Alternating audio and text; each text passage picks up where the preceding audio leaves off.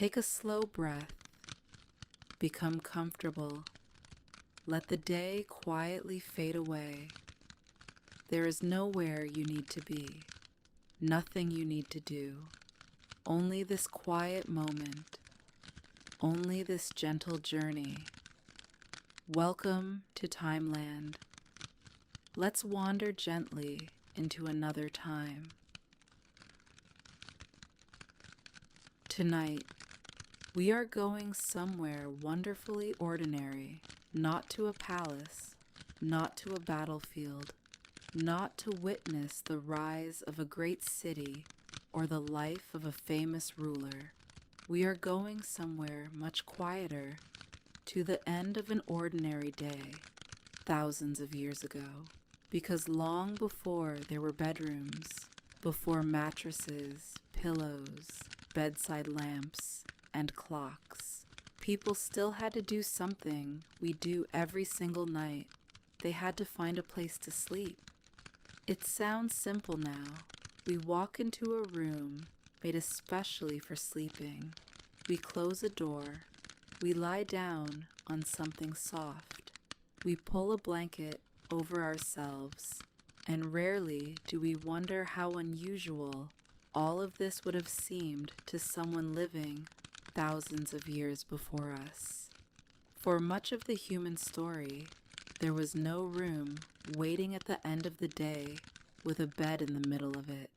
There might have been a patch of earth warmed by a fading fire, a layer of dry grass, woven reeds, animal skins, a simple mat, or whatever could make the ground beneath a tired body a little more comfortable. A place for sleep did not always need to look like a bed. Sometimes it was simply the safest place available when darkness arrived. Imagine arriving there now. The daylight has almost disappeared. The last warmth of the sun remains faintly in the earth, but the air is beginning to cool. Around you, the small activities of the day are coming to an end. Hands finish their final tasks. Food is put away. A vessel is moved closer to the wall. Something drying near the fire is turned one last time. Someone adds a piece of wood to the embers, not to make the flames leap high, but to keep a little warmth alive for longer. No one announces that it is time for bed. There is no clock to consult, no glowing number beside a mattress. The evening simply changes. Light becomes shadow, work becomes stillness, voices become softer, and gradually, almost without anyone deciding exactly when, the day gives way to rest. Perhaps this is the first thing we have forgotten about sleep. For us, bedtime can be a number: 10:30, 11, midnight. But for people living much closer to the natural rhythm of light and darkness, the night announced itself in other ways. The sky dimmed. Familiar shapes became harder to see. The air changed against the skin. The fire became more important than the fading world beyond its glow. And the space around that fire began to feel smaller, warmer, more intimate. People moved closer together, not because anyone had arranged the room that way, but because warmth was useful. Familiarity was comforting, and darkness made the small circle of light feel like its own little world.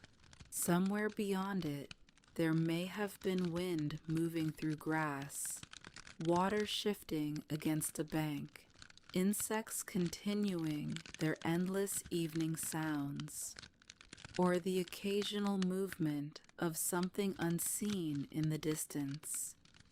But here, close to the embers, were familiar bodies and familiar voices. A person might sit with tired legs stretched toward the warmth. Another might prepare a place on the ground. Someone already heavy with sleep might lean against a familiar shoulder, no longer interested in whatever conversation remained. There was no perfect silence. Sleep did not require it. The fire made small sounds as wood settled into glowing coals. Someone shifted position. Someone coughed. Fabric or hide rustled against the ground. Breathing changed as the first person drifted into sleep while others were still awake. These were not interruptions to the night. They were part of it. And perhaps, if we could sit among them for a while, the strangest thing would be how quickly it stopped feeling strange. At first, we might notice everything that is missing. No mattress, no carefully shaped pillow beneath the head, no private bedroom, no switch to turn off the light, no glass window between us and the darkness outside.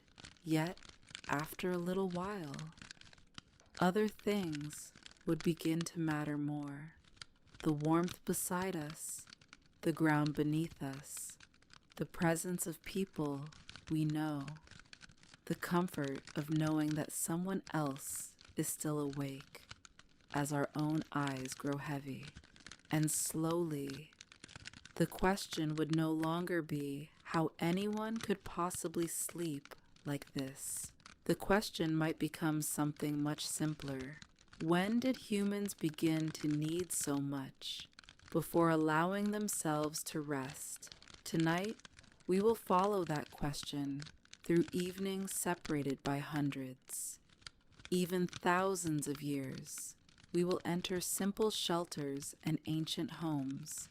We will lie close to fading fires, on reeds, mats, skins, and early sleeping platforms. We will notice how people kept warm, how they shared space, what they heard in the darkness, and how the meaning of a place to sleep slowly changed. Not every person slept in the same way. Not every land, season, family, or period followed one pattern. Human nights have always been as varied as human lives. So this is not the story of one universal way our ancestors slept. It is a gentle journey through possibilities, through ordinary evenings, inspired by the many ways people have made themselves a place to rest. And our first evening begins somewhere very simple, before the bedroom, before the familiar bed, before softness became something we expected beneath us every night. There is only a shelter, a little warmth, a few tired people, and the approaching dark. The fire has burned lower now. The last tasks of the day are finished, one by one. Everyone begins to settle. The place where they will sleep has been here all day. Though during daylight, it did not look like a place for sleeping at all. It was simply part of the shelter, a section of ground protected from the wind, a space close enough to the fire to receive some of its warmth, but not so close that a wandering spark could easily reach it. Now, as evening deepens, that ordinary patch of earth begins to change. Someone kneels and brushes away the small pieces of the day. A little ash carried from the fire, a dry leaf brought in on a foot, grains of earth loosened by people moving back and forth. The movements are practiced and unhurried. Nothing here has been designed only for sleep. The same space may have been used earlier for sitting, working, preparing food, repairing something by hand, or simply waiting for the heat of the day to pass. But night gives it another purpose. A bundle that has been kept dry is brought forward. Inside are materials gathered not because they are beautiful, but because they are useful. Dry grasses, reeds, perhaps soft plant fibers. In another place, in another season, there might be skins or woven mats instead. Whatever is available, whatever can create a small layer between the body and the hard, cooling earth. The material is spread by hand. It does not become perfectly even. One part is thicker than another. A stem bends beneath a palm. A few pieces are moved aside. Someone presses down on the surface, testing it without thinking much about the gesture. This is not the careful preparation of a modern bed. There are no corners to straighten, no sheets to smooth, no pillows to arrange. There is only a simple question answered by touch. Will this be comfortable enough for tonight? And usually, enough is enough. A folded piece of material may support an arm. A rolled skin may lift the head slightly. Perhaps nothing is placed beneath the head at all. When tiredness finally arrives, the body has a way of finding its own comfort. An arm becomes a pillow. A shoulder turns. Knees bend toward the warmth. Someone lies on one side, then shifts again when a small stone beneath the bedding makes itself known. A hand reaches underneath, finds it, and quietly moves it away. Then the body settles once more. These tiny adjustments feel strangely familiar. We still turn a pillow toward its cooler side. We pull a blanket closer, then loosen it again. We move one leg, change the position of an arm, and search without thinking for the place where the body finally becomes still. Thousands of years may separate one sleeper from another, yet a tired body has always known this simple ritual. Nearby, the fire continues to change. The flames that were bright earlier have grown shorter. A deep red glow lives inside the wood now. From time to time, a thin branch settles into the embers, sending a few sparks upward before they disappear into the dark. The heat is gentler, but the earth close to the hearth still holds some of the warmth it gathered during the evening. Where each person chooses to lie matters. Too far from the embers, and the cool air may slowly find uncovered hands and feet. Too close, and the remaining heat may become uncomfortable. So everyone finds a place somewhere between the two. Those who feel the cold more easily stay nearer. Others settle a little farther away, without walls dividing one person from another. The sleeping space belongs to everyone. Bodies rest near familiar bodies. Their warmth gathers beneath simple coverings.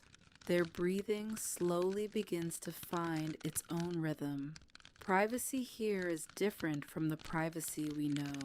No one disappears behind a separate door. There is no hallway leading to individual rooms. Sleep arrives in the presence of others. Someone is still moving. Someone is already resting. Someone remains awake beside the embers. A low conversation continues for a little while. Nothing important needs to be decided tonight. Perhaps someone mentions a task waiting for morning. Perhaps a familiar story is remembered, one that has been told many times before. There is no need to reach the ending. Everyone already knows it. The words come more slowly now. Longer spaces appear between them. A reply that might have come quickly during daylight arrives only after several quiet breaths. Then another pause. No one needs to fill it. Outside, darkness has completed what sunset began. The landscape that was visible a short while ago has disappeared beyond the shelter, the path, the distant trees, the water, the low shapes of the land. All remain where they were, but the eyes can no longer easily reach them. For a few hours, the world has become smaller. There is the fading fire. There are the people gathered around it. There is the earth beneath them. And beyond that, there is mostly sound. Wind passes softly through grass. Somewhere in the distance, water moves against a bank. Insects continue their steady nighttime rhythm. A branch shifts and settles. None of these sounds are new. They belong to this place. They were here last night and many nights before. Familiar sounds do not always keep us awake. Sometimes they do the opposite. They tell us that the world around us is continuing exactly as it should. We know this feeling even now. Rain against a familiar window, the low hum of a room at night, the distant sound of a road, the movement of someone we know nearby. At first we hear each sound separately. Then, little by little, we stop listening. The fire becomes simply the fire. The wind becomes simply the wind. The breathing beside us becomes part of the night itself. One person has already fallen asleep. No one noticed the exact moment it happened. A little earlier, their eyes were open. Then, each blink lasted a little longer. Their breathing softened. Their face became still. And now, without announcement or ceremony, they are asleep. Another person pulls a covering a little higher over one shoulder. Someone else turns toward the remaining warmth. The conversation grows quieter until one unfinished sentence receives no answer, and no answer is needed. For a while, one person remains awake beside the embers. Perhaps they are not keeping watch in any formal sense. Perhaps sleep simply has not reached them yet. They sit without speaking, looking into the faint red glow where the fire used to be. With a small stick, they move one piece of wood closer to another. A thin line of orange appears along its edge, brightens for a moment, then settles again. There is nothing else that needs to be done. Around them, familiar shapes have softened in the darkness. A shoulder beneath a covering, a hand resting loosely against the ground. The gentle rise and fall of someone breathing in sleep. For a little longer, this one wakeful person belongs to the night, while the others rest. There can be comfort in falling asleep while someone nearby is still awake. The sleeping mind does not need to explain that comfort. It may simply notice another presence, a small movement near the fire, the sound of someone breathing, and understand, in the oldest and simplest way, that it is not alone. Eventually, the last person lies down too. They arrange a covering over their body, turn once toward the warmth, and become still. The shelter grows quieter, not silent, never completely silent, but quiet enough. The fire is mostly embers now. Darkness fills the places its light no longer reaches. Beneath layers of grass, woven fiber, or skin, tired bodies have found their positions. The earth below them is firm. The night around them is wide. There are no pillows as we would recognize them. No mattress waiting to soften every movement. No room created for the single purpose of sleep. Yet sleep comes anyway. It has been coming this way for longer than bedrooms have existed. Slowly, naturally, one tired body at a time. Hours pass without being counted. No clock marks their movement. No glowing display divides the night into minutes. Time is noticed differently here. The embers become darker. The air becomes cooler. The sounds outside change almost imperceptibly. Some insects grow quieter while others continue.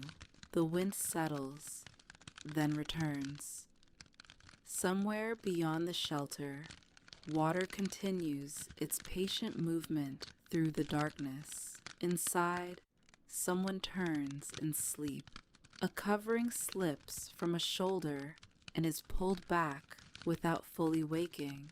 Another sleeper stretches one leg and settles again. These movements are small, almost unconscious. The night holds them without interruption. Sleep has never meant remaining perfectly still until morning. Bodies move. They seek warmth. They respond to pressure beneath them. They wake briefly, then drift away again. Perhaps someone opens their eyes for a moment and sees only the faintest red glow where the fire once burned brightly.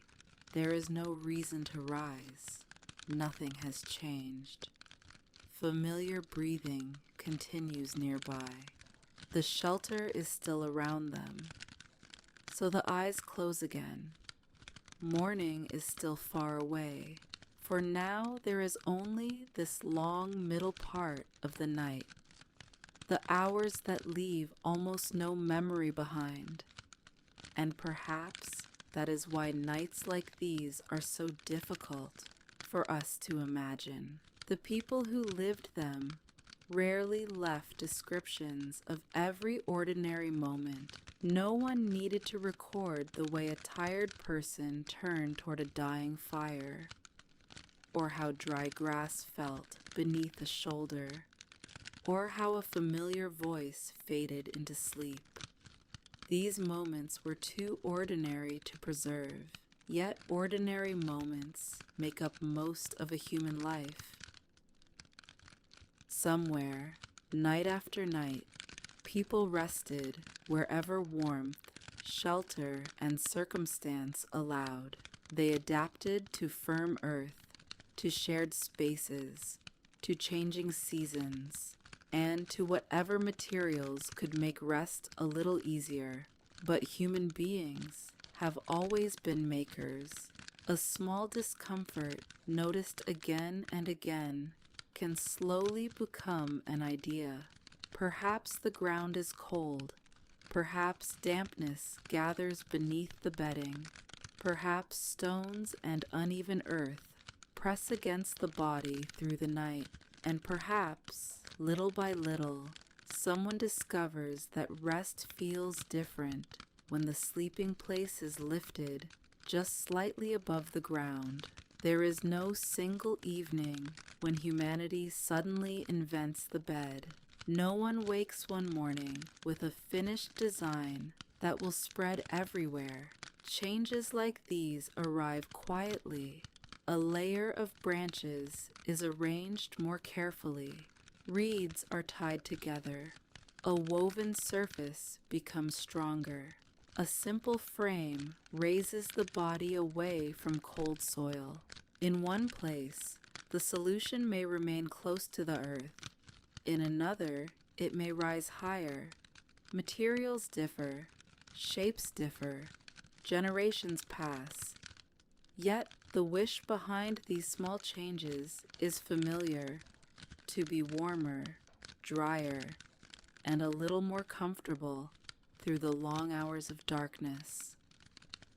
So we leave the sleepers beside their fading fire without waking them. Their shelter recedes gently behind us. The embers grow dimmer until they look like a few distant red stars. The sounds of breathing fade. The dark landscape opens again. Somewhere else, perhaps many years away, perhaps in a place separated by rivers, hills, and long stretches of land. Another evening is settling over another home. Here, the sleeping place looks different. It is still simple. Nothing about it would resemble the soft, high bed waiting in a modern bedroom. But the body no longer rests directly on bare earth. A low surface has been made above the ground.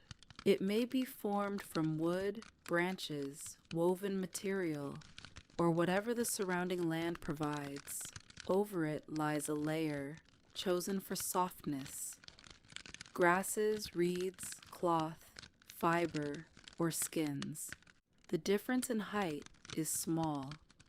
Yet when night comes, even a small distance from the earth can matter.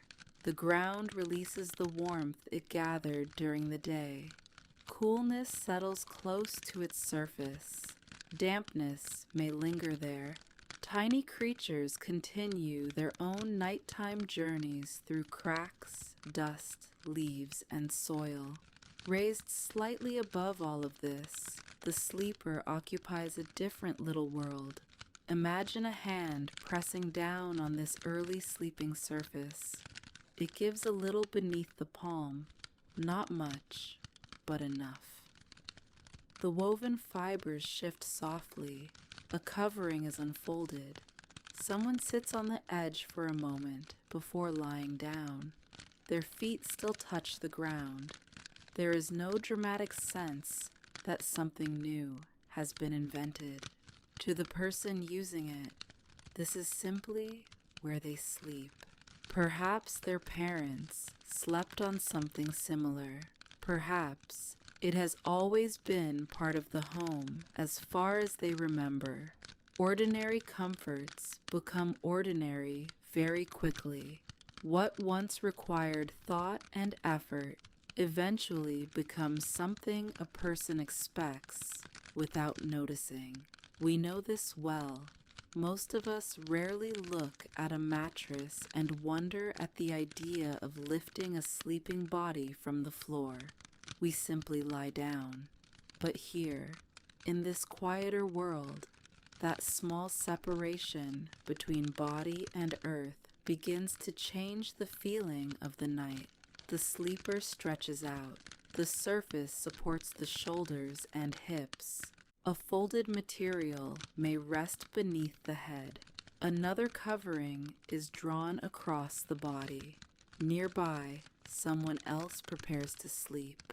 The room grows still in the same familiar way as before. Different place, different sleeping surface. Yet once again, the final moments of the day become simple. A few quiet movements, a last adjustment, a breath released slowly into the dark, then stillness. For a while, nothing more is needed. The sleeping surface does not have to be perfect. It only has to carry the body through the night. Beneath it, a little air separates woven fibers from the cooler ground. Above it, a simple covering holds warmth close to the skin. The person lying there may never think about this small distance beneath them. Comfort often becomes invisible once we grow used to it, yet this quiet change, lifting the body away from earth, will return again and again in different forms across human history. In another home, the raised place may be little more than a frame. Somewhere else, it may be a built platform along a wall. In a warmer region, woven reeds may allow air to move beneath the sleeper. In a colder place, layers of material may be added to hold warmth. There is no single path from ground to bed. People use what grows nearby, what can be woven, what can be shaped, what can be carried inside before darkness falls. And still, the evening itself remains familiar. Someone checks the doorway before settling down. A vessel is placed where it will not be knocked over in the dark. A covering is shared or folded. A hand reaches toward the sleeping place and smooths one uneven section. These are small movements, repeated so often that no one needs to think about them. Then the body lies down. For a moment, the surface responds beneath the weight. Fibers press together. A wooden support gives a faint sound and becomes still. The sleeper turns to one side. An arm finds a comfortable place. The head rests slightly higher than the shoulders. Eyes remain open for a little while, looking into a darkness that has become familiar. Perhaps a faint glow remains somewhere in the room. Perhaps moonlight reaches through an opening and leaves a pale shape across the floor.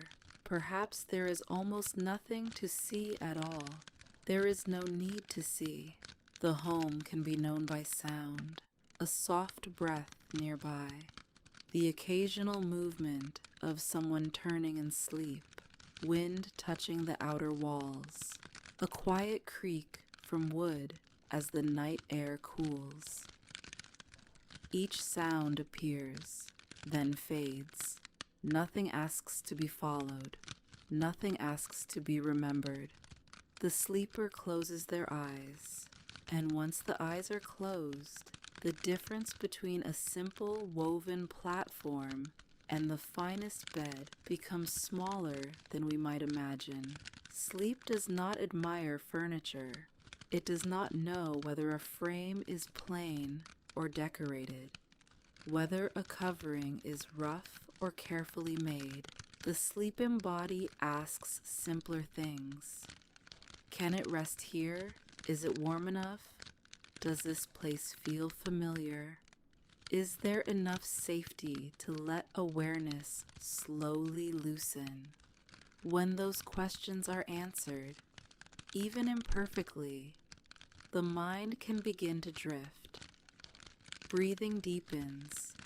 The muscles of the face soften. A hand that had been resting near the chest slips gently to one side. Outside, the night continues without needing attention, and somewhere within these countless ordinary nights, the place where humans sleep is slowly becoming more than an empty patch of ground. It is becoming a space prepared in advance, a place returned to each evening, a place associated with warmth, coverings, familiar smells, and the expectation of rest. That expectation matters. To know where you will lie before darkness comes, to recognize the surface beneath you, to arrange the same covering, to settle near the same wall or the same familiar people. All of this gives the night a pattern, and patterns can be comforting. Night after night, the body learns them. The day ends, the sleeping place waits, and once again, the body returns. Over time, the sleeping place begins to gather small signs of the person who returns to it each night. A covering folded in a familiar way, a smooth place where a hand often rests, fibers pressed flatter beneath the weight of a body, perhaps a rolled piece of cloth or skin that has gradually become the preferred support for the head. Nothing is luxurious, nothing needs to be. Yet repetition turns a simple surface into something recognizable, something that belongs to the rhythm of home. And this may be one of the quietest changes in the long story of sleep. A place to lie down becomes a place expected at the end of the day. The difference is subtle but meaningful. When evening comes, there is less to decide. The body already knows where it will go. The hands already know what to arrange. A covering is shaken out. A few loose fibers are brushed aside. The surface is checked, almost without thought. Then the familiar movements begin. Sitting, turning, lowering the body, finding the position that feels right. Around the sleeper, others may be doing the same. One person settles earlier. Another remains awake a little longer. Someone whispers a few final words that receive only a sleepy murmur in reply. Then the room grows still. In this stillness, we can begin to notice how much the idea of sleep is shaped by habit. We often imagine comfort as softness, but comfort can also be recognition. The same corner, the same sounds, the same faint smell of smoke, earth, woven plants, wood, or cloth. The same awareness that familiar people are close. A sleeping surface that might feel hard to us may feel entirely ordinary to someone who has rested there night after night. The body learns what it knows. It settles into familiar pressure. It stops noticing what once required adjustment. Even now, we sometimes sleep poorly in a beautiful, unfamiliar room, yet drift easily into rest in a place that is less perfect but deeply known. Perhaps people long ago understood this without ever needing to put it into words. Home at night was not defined by perfect silence or perfect softness. It was defined by familiarity. Outside, seasons continued to change. Warm nights became cool. Dry ground became damp. Winds shifted. Rains arrived and passed. With each change, sleeping arrangements could change too. More material might be added beneath the body. Coverings might become heavier. A sleeping place might move closer to warmth, or farther from it when the air became mild again. There was no single arrangement that worked forever.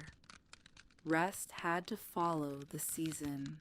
On a warm night, air moving through an opening might be welcome. On a colder one, every small gap might be noticed. People learned these differences simply by living through them. They did not need instructions. The body itself was a patient teacher. Cold encouraged another layer. Dampness encouraged distance from the earth. Hardness encouraged padding. Heat encouraged airflow. And slowly, across generations and places, countless small solutions became part of ordinary life. Not one straight line toward the modern bed, but many different answers to the same quiet question: how can we rest a little better tonight? For now, though, no one in this room is thinking about the future of sleep. The person on the raised surface has already drifted beyond such thoughts. Their breathing is steady. The covering lies loosely across the body. Nearby, another sleeper turns once and becomes still again. Moonlight has shifted across the floor. The darkest hours have arrived, and for a while we can remain here, where nothing more needs to change before morning. Morning does not arrive all at once. Long before the sun appears, the darkness begins to change in ways so slight that a sleeping person may not notice them. The air feels different. Night sounds thin and separate. Somewhere outside, The first bird calls once, then waits. Another answers from farther away. Inside, no one moves yet. The sleeping place still belongs to the night. A hand rests where it fell hours before. A covering has gathered loosely around one pair of feet. The woven surface beneath the body holds the shape of long use. Then someone wakes, not because a clock has called them back, but because sleep has simply become lighter. Their eyes open into the dimness. For a few moments, they remain exactly where they are. There is no need to rise immediately. The body returns slowly. A shoulder moves, fingers stretch, one knee bends beneath the covering. Nearby, someone else continues sleeping, unaware that morning has begun to gather beyond the walls. Soon, the familiar sequence of the day will begin again. Bedding may be folded or moved aside. A sleeping surface may become useful for sitting, sorting, or other ordinary tasks. In a small home, space rarely belongs to only one purpose. Night transforms it into a place of rest, and morning gives it back to the day. This rhythm repeats so naturally that little attention is paid to it. Evening prepares the space. Night fills it with sleeping bodies.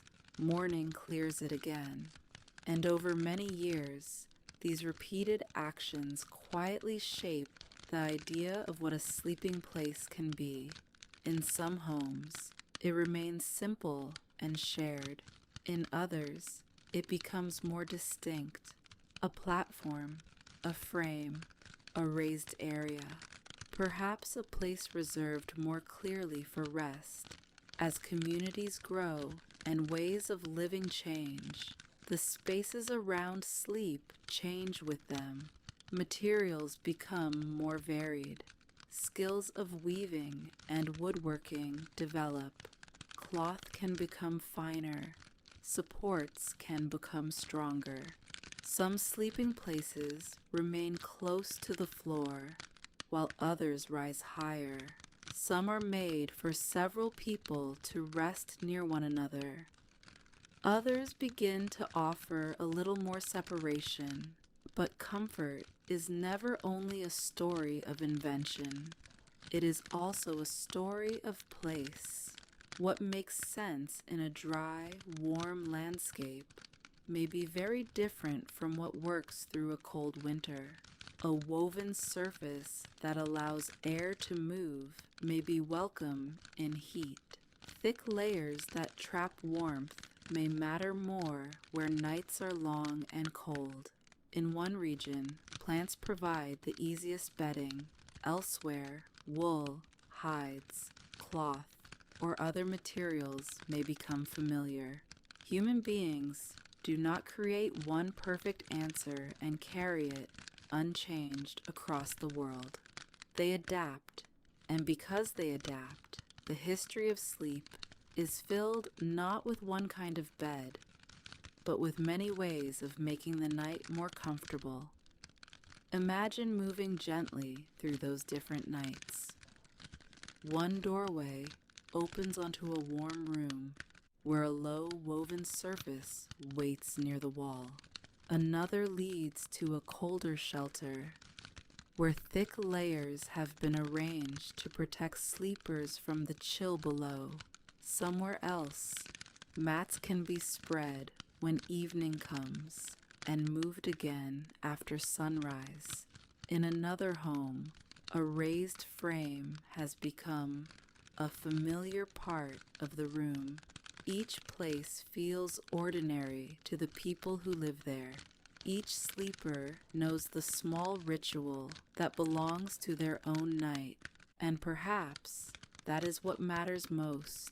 Not whether the sleeping place resembles ours, but whether it feels like theirs, a known place, a repeated place, somewhere the body has learned that the day is finished. As morning slowly reaches the room we have been visiting, one sleeper finally sits up. The covering slips from their shoulders. Their feet find the ground. Behind them, the simple raised surface remains for a moment, exactly as it was through the night, warm, rumpled, and quiet. Soon it too will become part of the waking day. By the time evening returns, the room will have changed again. The light will soften, work will slow, objects used during the day will be moved aside, and the familiar sleeping place will once more become important. This quiet transformation may happen hundreds, then thousands of times within a single lifetime, the same gestures repeated until they require almost no thought. Preparing a surface, shaking out a covering, setting aside something soft for the head, lying down where the body has learned to expect rest. And with repetition, another small idea begins to take shape. Sleep is not only something that happens when exhaustion becomes too strong to resist. It can have a place of its own, a place prepared before the eyes grow heavy, a place waiting for the night. We can follow that idea farther now, away from this modest room and toward homes where sleeping spaces gradually become more deliberate, not necessarily softer, not necessarily private, and certainly not the bedrooms we know today, but more clearly made for the hours of rest. Imagine another evening in another settlement. The day has left warmth in walls of earth, clay, wood, or stone. Inside, the air carries the faint traces of cooking, smoke, woven fibers, and people who have moved through the same rooms since morning. Along one side is a raised place for sleeping. It is simple, but intentional. Someone has built it to support a resting body. Layers placed upon it soften the surface. A folded bundle offers support beneath the head. Nearby, another sleeping place may belong to someone else. There is still little of the privacy we associate with bedtime. Voices can travel easily through the home. Footsteps can be heard. Someone may rise during the night and pass close by. Yet none of this makes the space feel unfinished. To those who live here, this is simply how night sounds. Before lying down, a person loosens the clothing worn through the day. Perhaps an outer layer is removed or folded nearby. Perhaps most clothing remains on, especially when the night is cool. Customs differ, climates differ, and ordinary habits differ from one household to another. There is no single ancient bedtime ritual waiting to be discovered. There are only people solving the practical problems of darkness, temperature, tiredness, and comfort in the ways that make sense around them. One person sits on the edge of the sleeping place and rubs tired feet. Another finishes a last small task by fading light. A covering is adjusted. Someone drinks a little water. Nothing dramatic happens. That is precisely why the scene feels so familiar. Thousands of years can disappear inside ordinary gestures. We may not prepare our nights with woven reeds or a low platform, but we still perform our own small sequence before sleep. We set something down. We check something one last time. We arrange the room. We turn toward the place where we expect to rest. The objects have changed. The feeling has not changed as much. Eventually, the final task is abandoned until morning. The person sitting at the edge of the sleeping place lies back. Their weight settles into the layers beneath them. They shift once, then once again. The head finds its support. The legs stretch and relax. Across the room, another voice says something softly. A brief answer follows. Then the spaces between sounds begin to lengthen. Outside, the last light disappears. Inside, the room becomes a collection of familiar shapes. And once more, without anyone announcing the moment, another ordinary human day begins to dissolve into sleep. As the room settles, the difference between waking and sleeping becomes less distinct. Someone who was speaking only moments ago now answers with a sound too soft to become a word. Another person turns toward the wall. A hand reaches once for a covering, draws it closer, and then becomes still. The night asks for nothing more. In a place like this, sleep may come in stretches rather than in one perfect, unbroken passage. A person might wake when the fire needs attention, when the air grows colder, when another sleeper moves nearby, or simply because the body has reached a lighter moment of rest. Waking for a little while does not necessarily mean the night has failed. There is no glowing clock to announce how many hours remain, no bright screen to turn a brief awakening into a fully waking mind. A person opens their eyes, listens, adjusts a covering, perhaps changes position, and waits. The darkness remains familiar. Nothing demands attention. Soon, thoughts loosen again. The room fades. Sleep returns. In this way, night has its own rhythm. Rest, a brief waking, then rest again. Around the sleeper, the household continues its quiet breathing. Someone may rise for a practical reason and move carefully through the dim room. A faint sound of footsteps, a vessel touched and set down, a soft rustle, then stillness returns. For those who remain half asleep, these sounds may enter awareness only for a moment before disappearing. By morning, they may not be remembered at all. We often imagine the nights of the past as darker, harder, and more uncomfortable than our own. In many ways, they certainly could be. Cold, heat, insects, smoke, noise, hard surfaces, crowded rooms. All could shape the experience of rest. But people did not compare every night with a modern bedroom they had never known. They lived inside the comforts and inconveniences familiar to their own world. A woven mat could feel welcoming because it was the place where one always rested.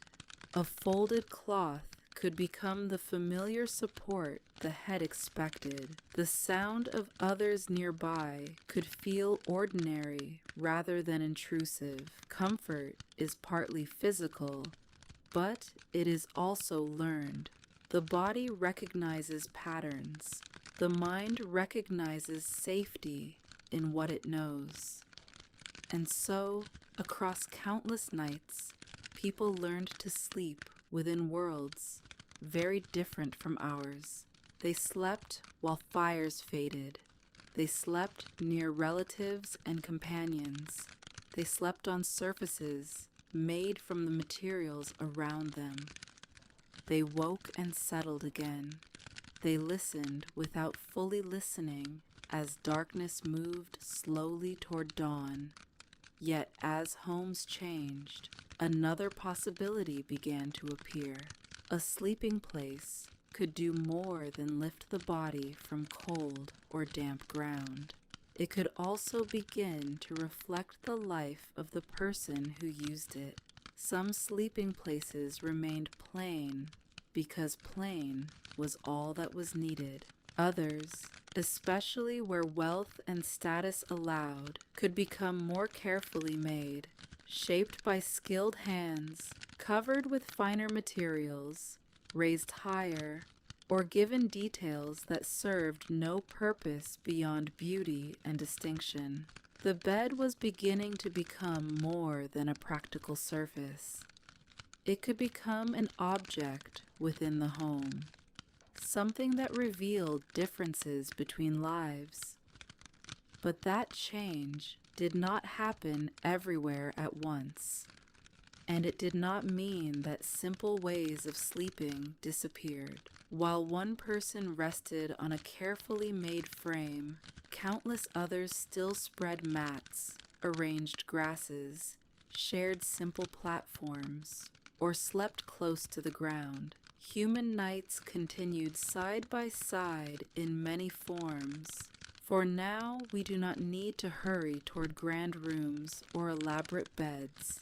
We can remain a little longer with the ordinary sleepers, because their nights tell us something easy to forget. Most of the history of sleep was not luxurious. It was practical, familiar, repeated, a place prepared at dusk, a tired body settling down, and darkness slowly becoming morning. And so the night carries us onward, not quickly, but almost without our noticing. The simple sleeping places remain behind us, while another room slowly takes shape in the darkness. Here, more care has been given to the place of rest. A frame stands above the floor, shaped by hands that knew how to cut, join, smooth, and strengthen. Its surface may still feel firm by modern standards, yet layers have been added with intention. Woven material, folded cloth, soft fibers gathered and arranged, perhaps a skin placed where the body will lie. Each layer changes the feeling beneath the sleeper just a little. The room itself is dim. A small flame trembles in a shallow lamp, making shadows breathe gently along the walls. Nothing in the light remains completely still.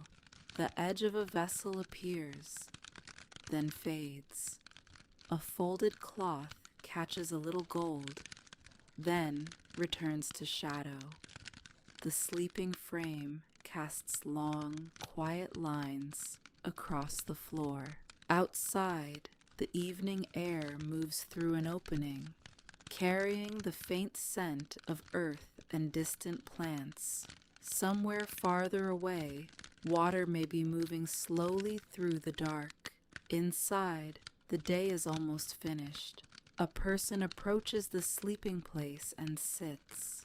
For a moment, they remain there, feeling the weight of the day leave the legs and shoulders. One hand rests on the edge of the frame. The other loosens a fold of clothing. There is no hurry. Night has already arrived. A covering is drawn back. The surface beneath it carries the faint impressions of earlier nights, softened where the body usually rests, slightly uneven where fibers have gathered together. A hand smooths one place without thinking. Then the person lies down. First the weight of the hips, then the shoulders, then the head. The frame answers with the smallest sound and becomes quiet again. A folded support beneath the head changes the angle of the neck. It is not a pillow like ours, filled and shaped for softness. In different places and times, people have rested their heads on many things. Folded cloth, bundled material, firm supports, or simply an arm. What feels comfortable depends partly on what the body has always known. The sleeper turns slightly, one knee bends. The covering is pulled higher. The flame across the room has grown smaller now. Its light no longer reaches every corner. Darkness gathers gently around the edges of the space, leaving only a warm circle near the lamp. There is something deeply familiar in this moment, despite everything that separates this room from ours. The last adjustment before sleep, the search for the right position, the feeling that the day's demands have finally moved beyond reach. Perhaps a voice can still be heard somewhere nearby, softened by a wall or another part of the home. Perhaps footsteps pass once and do not return. A door or hanging settles. Then even those small sounds disappear. The sleeper watches the lamp for a little longer. The flame leans to one side, straightens, becomes still, then moves again. Watching it requires no thought. The eyes can rest on its movement without following anything. Slowly, the lids become heavier. The room begins to lose its edges. The frame beneath the body is no longer noticed. The folded material beneath the head is no longer noticed. Even the faint sounds outside begin to blend together. This is how comfort quietly disappears when it succeeds. At first, we notice what supports us, what warms us, what protects us from the ground. Then, as sleep approaches, we notice none of it. The body accepts the place it has been given. The mind releases the room, and everything that seemed solid only moments before, the walls, the lamp, the woven coverings, the careful frame, begins to drift beyond awareness. Soon only breathing remains, slow, even, unhurried. Another night has found its resting place. Hours pass quietly around the sleeping figure. The little lamp has gone dark, and the room is now shaped only by shadows. Whatever light remains comes from beyond the walls. Perhaps a pale moon above the rooftops. Perhaps the faint glow of stars in a clear night sky. Inside, the darkness feels complete. The sleeper turns once beneath the covering. The woven layers shift softly. A hand moves closer to the face, then rests. For a moment, breathing changes, almost waking, before returning to its slow rhythm. Nothing more happens, and nothing more needs to happen. Across generations, this simple scene repeats in countless forms. A body at rest, a familiar surface beneath it, darkness overhead, the long, unnoticed passage of time. Yet little by little, the place where people sleep begins to gather more meaning. What began as protection from cold earth becomes something increasingly connected with home itself, a particular corner, a familiar frame, a covering known by touch, even in darkness, objects left nearby because they may be needed when morning comes. The sleeping place becomes part of a person's private rhythm, even when the room around it is still shared with others. Imagine returning to the same place every evening. Your hand knows the edge before your eyes find it. You know where the surface gives slightly beneath your weight, where a covering tends to gather, where the wall feels cool when the night deepens. These details are too small to describe during the day, but repeated night after night, they create familiarity, and familiarity can become its own kind of softness. Not softness beneath the body, but softness in the mind. The feeling of knowing where you are without needing to look. Beyond this room, other sleepers are settling into very different spaces. Some lie on mats that can be rolled away with morning. Some share broad surfaces with members of the household. Some sleep near a source of warmth. Others seek the coolest part of a home when the night remains hot. In some places, sleeping arrangements change with the season. A place that is comfortable in winter may become too warm when summer arrives.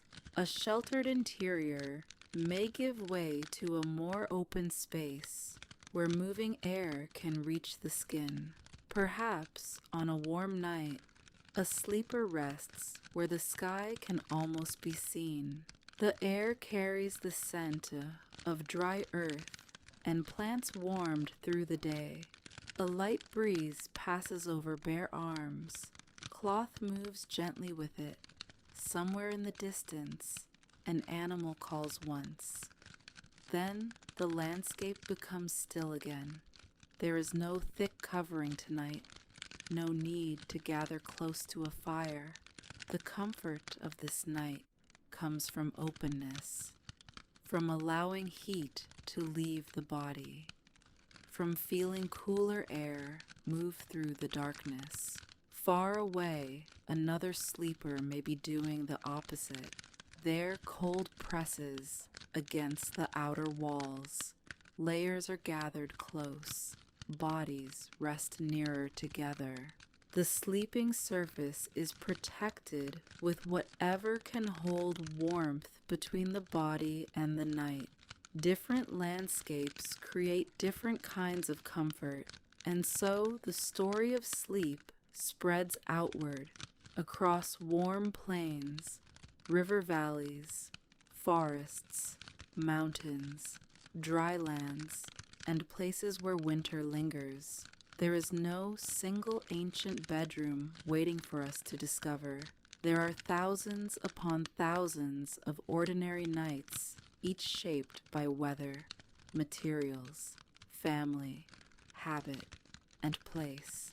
Yet beneath all those differences, the same quiet moment returns. The body grows tired, the day's work ends, a place is prepared, the head comes to rest, eyes close, and for several hours the world is allowed to continue without us. Back in our darkened room, the sleeper has not moved again. The night is deep now. The frame beneath them is invisible. The coverings have become only a warm weight against the skin. Outside, the moon continues its slow journey. And without clocks, without numbers, without anyone watching, the hours continue to pass. The hours before dawn have a softness of their own. The deepest darkness has already passed, though morning is still far enough away to feel like a distant thought. In the room, nothing seems to have changed. The same coverings rise and fall with each breath. The same walls hold the cool night air. Beyond them, the sky is moving slowly toward another day. The sleepers know nothing of it, and we can wander a little farther toward another kind of night in another home, where rest has found a different shape. Here, the sleeping place can be prepared and then disappear again with morning. A woven mat lies rolled near the wall during the day. When evening comes, it is carried into an open part of the room and unfurled across the floor. The fibers make a faint, dry sound as they settle flat. A hand passes over the surface, smoothing a curled edge. Another layer may be placed above it, cloth, soft plant material, or something folded to make the body more comfortable.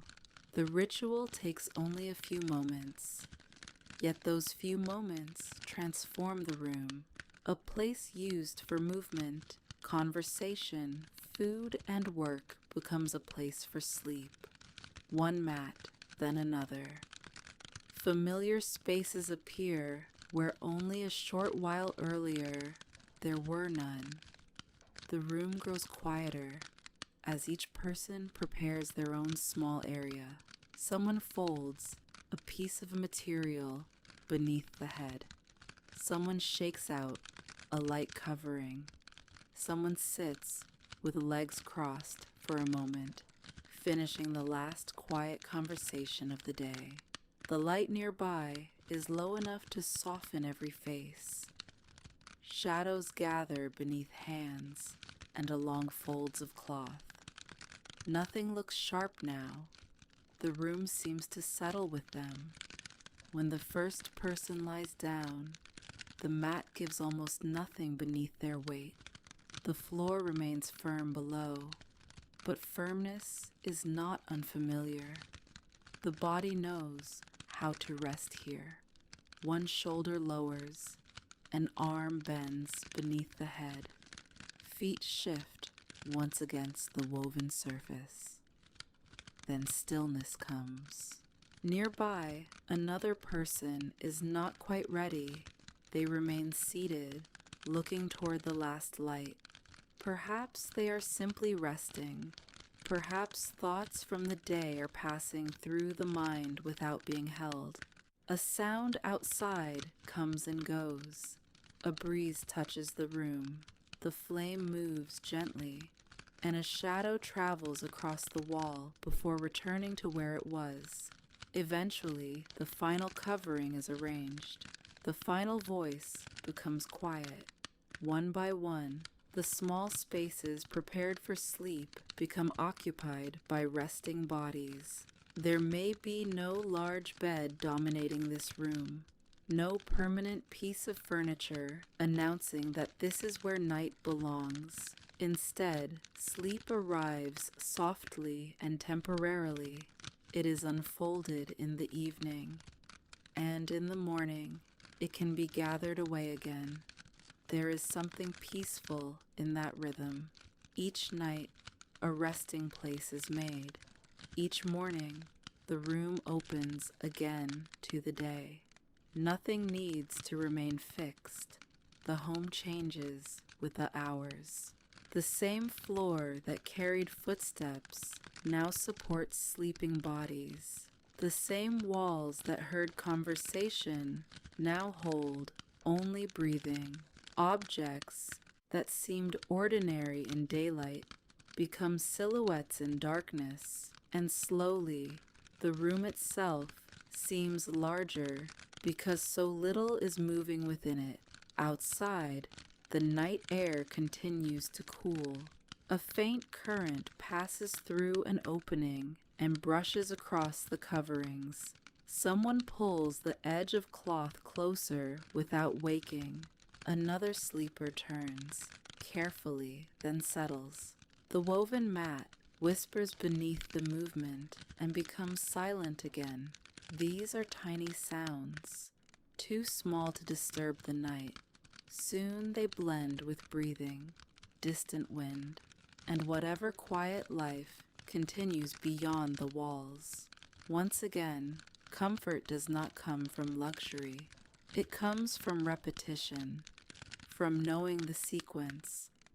Unroll, smooth, arrange, lie down, close the eyes. Let the familiar darkness return. And night after night, the body learns that sequence so well that the first touch of the mat beneath the hand may already begin to mean the day is over now. And once the day is over, the room seems to exhale. The last movements become smaller, Hands no longer search for work. Voices no longer need to carry across the space. The mats beneath the sleepers have become part of the darkness, felt more than seen. For a while, everyone rests in their own position, one curled slightly toward a wall, another lying on the back, another turned toward the faint movement of air from an opening. No two bodies settle in exactly the same way, yet the room holds them all with the same quiet patience. Somewhere beyond the walls, the night continues its slow work. Warm earth releases the heat of the day, leaves cool beneath the open sky. Water darkens and reflects whatever light remains above it. A breeze moves through grasses, crosses a path, reaches the edge of the home, and enters only as the gentlest change in the air. A sleeper feels it across the face without waking.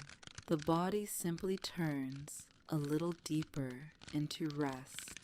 Hours pass this way, not measured, not announced. They pass in changes too small to notice. A flame becoming an ember becoming darkness. The moon shifting from one side of an opening to another. The air growing cooler before dawn. Inside, sleep is not perfectly still.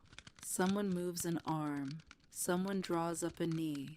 A covering slips and is found again by a half-awake hand. For a few seconds, one pair of eyes opens.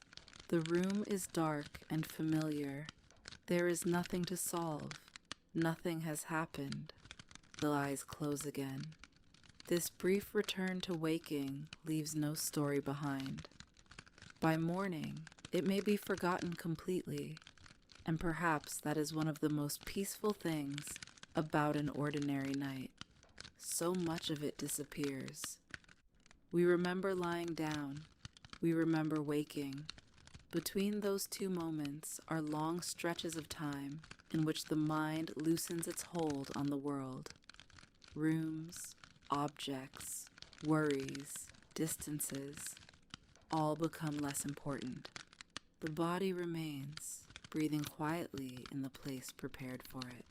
Then, long before anyone rises, the darkness begins to thin. At first, there is only a suggestion of change. Black becomes deep gray.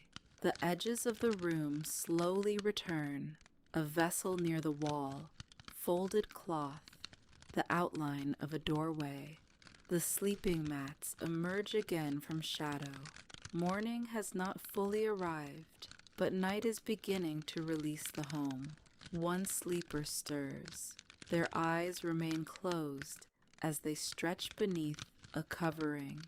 Another turns toward the wall, holding on to sleep a little longer. Outside, the first sounds of the coming day begin carefully. A bird calling from somewhere unseen. Another answering. A faint movement in the distance. Soon, the room will change again. The coverings will be folded. The mats will be lifted, rolled, and returned to their place. The floor will open beneath footsteps. Daylight will enter. What served as a sleeping space through the night will once again become a place for waking life. And by evening, the transformation will happen in reverse. This simple rhythm can continue for years, perhaps for generations. A sleeping place does not have to stand permanently in a room to feel deeply familiar. Sometimes home is not the object itself, but the ritual of bringing it into being. The sound of a mat unrolling, the touch of woven fibers beneath a palm, the same corner chosen each evening, the same small arrangement made before lying down. These repeated gestures tell the body what comes next. Rest is near. The day can be released. By morning, the mats are rolled away. The room fills once more with movement, footsteps, voices, and the small tasks of another day. Sunlight reaches places that belonged to shadow only hours before. Nothing in the open floor suggests that several sleeping bodies rested there through the night. The day has reclaimed the space completely, but evening always returns. And when it does, people everywhere begin again to shape a small world in which sleep can safely arrive. In colder places, that world may feel very different. Imagine the light fading beyond a landscape where the air becomes sharp after sunset. The warmth of the day disappears quickly. Wind moves against the walls of a shelter and searches for every narrow opening. Inside, the first concern of night is not softness, it is warmth. A fire has been burning for hours. Its heat has entered the stones or earth around it, creating a small island of comfort against the cold beyond. Sleeping places gather near this warmth. Layers matter here. Dry grasses may soften the surface below. Woven material may be added above. Skins, wool, cloth, or whatever insulating materials are available can hold a pocket of warmth close to the body. One layer alone may seem thin. Together they change the night. Someone kneels beside a sleeping place and arranges the coverings carefully. A hand lifts one edge and tucks it inward. Another layer is spread across the top. The materials carry the faint sense of smoke, earth, and long use. They are familiar scents, part of the home itself. Nearby, the fire settles with a soft crack. A glowing piece of wood breaks inward. For a moment, orange light grows brighter across the room, touching the walls and the faces nearby. Then it softens again. Outside, the wind continues. Inside, the air near the fire remains warm. The contrast makes the shelter feel smaller, enclosed, protected. One person lies down first. They lower themselves into the layers and immediately draw a covering close around the shoulders. Another settles nearby. Space between sleeping bodies may be small, but on a cold night, closeness has its own usefulness. Warmth is shared without anyone needing to speak about it. Feet are tucked beneath coverings. Hands disappear into folds. Bodies curl slightly inward, keeping warmth close. The sleeping place becomes a nest of simple materials and human heat. Listen for a moment to how this night might sound. The low movement of wind outside, the faint breathing of the fire, a covering rustling as someone turns. A quiet exhale, then stillness again. The cold remains beyond the walls, but it no longer needs attention. The body feels what is close instead, warm material against the skin, a familiar shoulder nearby, firm support beneath layers of bedding, the gentle heat that has gathered inside the shelter. Perhaps this is one reason a warm bed can feel so deeply comforting, even now. It creates a boundary. Outside may be dark, cold, wet, or windy, but beneath the covering is a smaller world, a world measured only by the warmth surrounding the body. Long before thick mattresses and modern heating, people found their own ways to create that boundary. Not perfectly, not always comfortably, but with the materials and knowledge available to them, they made pockets of warmth in the night. And once the body became warm enough, something changed.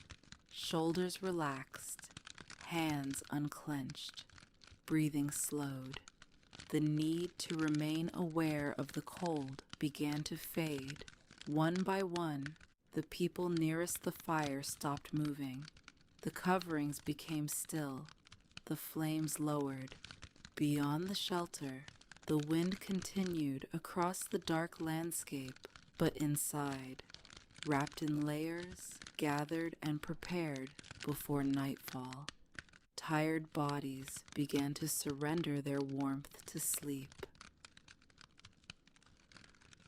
Deep into the night, the fire becomes smaller.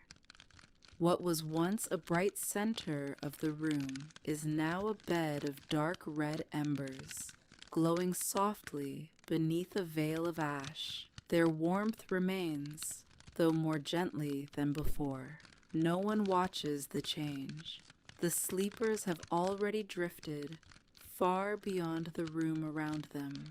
Beneath the coverings, warmth has gathered close to each body. The cold outside continues without entering this smaller world. Wind passes over the roof and along the walls. Somewhere, branches move against one another with a low, distant sound. Then the wind travels on. Inside, a sleeper shifts slightly. A face turns deeper into the warmth. A hand appears briefly from beneath a covering, feels the cooler air, and disappears again. The movement happens without waking.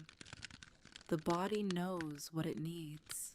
It searches for warmth, even while the mind is far away. Another sleeper lies completely still, except for the slow rise and fall of breathing. Near the fire, the last ember bright enough to cast a shadow grows dimmer. The room becomes darker, and in that darkness, the sleeping space feels almost separate from the rest of the world. This small shelter is only one of countless places where people have learned to rest through difficult nights. Beyond it are other homes, other climates, other ways of meeting the same hours between sunset and dawn. Seasons change what sleep requires. Winter asks for protection and layers. Summer asks for air and openness. Between them come nights of rain, nights when dampness settles into the ground and the smell of wet earth fills the darkness. Imagine such a night now. Rain has been falling gently for hours, not a storm, nothing violent, only a steady pattern of water touching roof, leaves, earth, and stone. The sound surrounds the shelter so completely that individual drops are impossible to follow. They become one continuous softness. Inside, the sleeping place has been kept away from the damp ground. Perhaps it is raised. Perhaps dry layers have been carefully arranged beneath the body. The air carries the scent of rain mixed with old smoke and woven material. A few belongings have been moved farther from an opening where drops might enter. Everything needed for the night has already been done. Now there is only listening. Rain has a way of making a sheltered place feel more sheltered.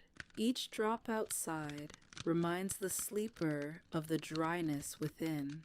The roof becomes noticeable, not because it demands attention, but because it holds the weather at a distance. A person lies beneath a covering and hears water moving beyond the walls. The sound is steady enough to become almost invisible to the mind. At first there is rain. Then there is simply a soft, endless background against which breathing can slow. Perhaps someone whispers a final sentence. The words disappear beneath the sound of water. No reply comes. Sleep has already arrived for the person beside them. The remaining voice becomes quiet too. For a long while, rain and breathing are the only rhythms left. One falls across the sleeping world. The other rises and falls beneath a covering. Neither needs to hurry. Toward morning, the rain may weaken. Drops become farther apart. Water continues to slip from the edges of the roof and gather in the darkness below. The sleepers do not notice. Their resting place has carried them through another kind of night, not by shutting the world away completely, but by creating just enough distance from it, dryness beneath the body, a covering above, familiar people nearby, a roof between sleep and the rain. Sometimes comfort is nothing more complicated than knowing that the weather can continue without reaching you. By the time the sky begins to pale, the rain has almost stopped. Only a few drops remain, falling slowly from leaves and roof edges into the wet earth below. Each one lands with a soft sound, then another, then a longer silence. Inside, the shelter is still. The sleepers remain wrapped in the warmth they gathered through the night. No one needs to wake yet. Morning can wait at the edges of the room. For a little while longer, there is only the quiet after rain. The air feels washed and cool. The scent of damp earth enters gently through every small opening. Somewhere outside, water moves along a shallow path it created during the night. A bird calls once from the wet landscape, then becomes silent again. Slowly, the darkness thins. Shapes return. The outline of a sleeping place, a folded covering, a hand resting near the edge. The faint remains of a fire. Another night has passed without ceremony. Soon the coverings will be lifted. Damp air will be allowed into the room. The ordinary work of morning will begin, but seasons continue moving, and nights do not always ask for shelter from cold and rain. There are evenings when warmth remains long after sunset, when walls hold the heat of the day, and even a light covering feels unnecessary. On nights like these, comfort may mean finding air rather than keeping it away. Imagine a different home now. Somewhere the evening arrives slowly beneath a warm sky. The last light rests along rooftops, trees, or distant hills. Stone and earth still release the heat they gathered beneath the sun. Inside, the air is quiet and warm. So the sleeping place may move closer to an opening, into a courtyard, beneath a covered outdoor space. Or wherever the faintest breeze can reach, a mat is spread across a dry surface. It unfurls with a soft whisper. A thin layer of cloth is placed above it. There is little else to arrange. Tonight, the body does not need to be surrounded by heavy layers. It needs space. Someone lies down and stretches their legs. Warm air rests against the skin. For a moment, there is no breeze at all. Then leaves move somewhere nearby. A faint current of cooler air passes through the sleeping space and disappears. The relief is immediate but gentle. Shoulders loosen. A slow breath is released. Above, perhaps part of the night sky can be seen. Not a dramatic sky, simply a dark expanse with a few stars appearing as the last trace of evening fades. One star becomes visible, then another. No one needs to count them. They are simply there. Nearby, the sounds of the household grow quieter. A final vessel is set down. Footsteps cross the ground and stop. Someone speaks softly from another part of the home. The answer is brief. Then even conversation becomes too much effort for the hour. The sleeper turns onto one side. The mat beneath them is firm but familiar. An arm folds beneath the head. A thin cloth lies loosely across the legs. Another breeze arrives, moving gently over the face, carrying the faint scent of plants, warm stone, and earth cooling after sunset. Somewhere beyond the sleeping place, insects begin their steady nighttime rhythm. Farther away, water may move through darkness, or leaves may rustle where the breeze reaches them first. These sounds do not form a story. They ask for no attention. They come, remain for a moment, and blend into the night. The eyes close. Warmth still lingers in the ground beneath the mat, while cooler air moves above. Between the two, the body finds its balance, and once again, in a place very different from the cold shelter we left behind, people discover the same simple thing, that sleep comes most easily when the body no longer needs to struggle with the night around it. The warm night continues without hurry.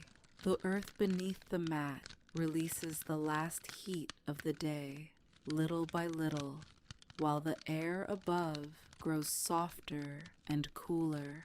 A breeze returns from time to time. It touches the edge of a light cloth, lifts it slightly, and lets it fall again. The sleeper does not wake. Somewhere nearby, another person changes position. Woven fibers whisper beneath the movement, then become still. Beyond the sleeping place, insects keep their steady rhythm. Their sound rises and falls so gently that after a while, it seems less like something being heard and more like part of the darkness itself. This kind of night asks for very little. No fire needs to be fed. No heavy covering needs to be pulled close. The body can rest almost openly beneath the warm air, protected by the familiar boundaries of home, while still feeling the world beyond them.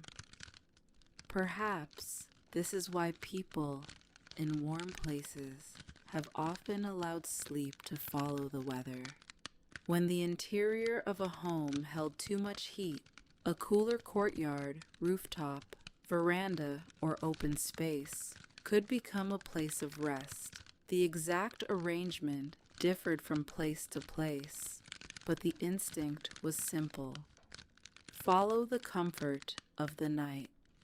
Move toward warmth when the air is cold. Move toward openness when the air is warm. Let the sleeping place change when the season changes. Imagine lying there long enough for the last sounds of evening to disappear. At first, there may be voices somewhere beyond the courtyard, a distant step, the soft closing of something wooden. Then each sound becomes less frequent. The spaces between them grow longer. Eventually, the night is made mostly of small things: breathing, leaves, insects, a faint movement of air. Above, the stars have shifted, though no one has watched them move. The sleeper has turned onto the back now. One hand rests loosely beside the body. The other lies near the chest. The face is relaxed. Nothing in this moment suggests a person waiting for morning. Sleep has made the hours unimportant, and this, too, connects nights separated by centuries. Once we are deeply asleep, the room around us disappears. A mat and a mattress are no longer ideas. A simple frame and an elaborate bed are no longer objects to compare. The sleeping mind does not measure status, decoration, or softness. It drifts beyond them. Yet before sleep arrives, the place around the body can tell us much about how people lived. As homes became more settled and possessions more permanent, some sleeping places could remain in one location instead of being prepared anew each evening. A frame might stand against a wall day after day. Bedding might be stored close beside it. A particular place could become associated more strongly with one person, a couple, or part of a household.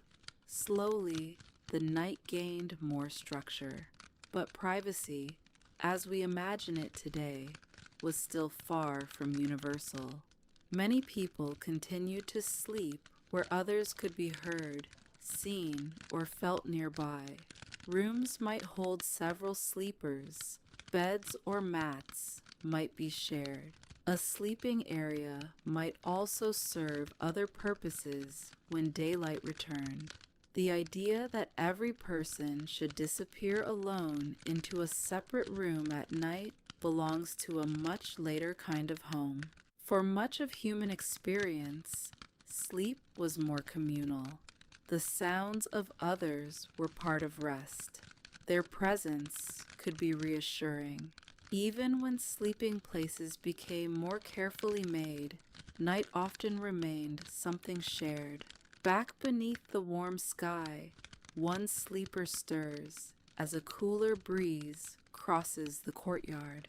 The light cloth is drawn a little higher. Soon, the hand becomes still again. Somewhere near the horizon, the darkness has begun its almost invisible change toward morning. But there is still time before the first light. Still time for the air to move gently across the sleeping space. Still time for the stars above to remain unnoticed. And still time for the body to rest, without needing to know how many hours have passed.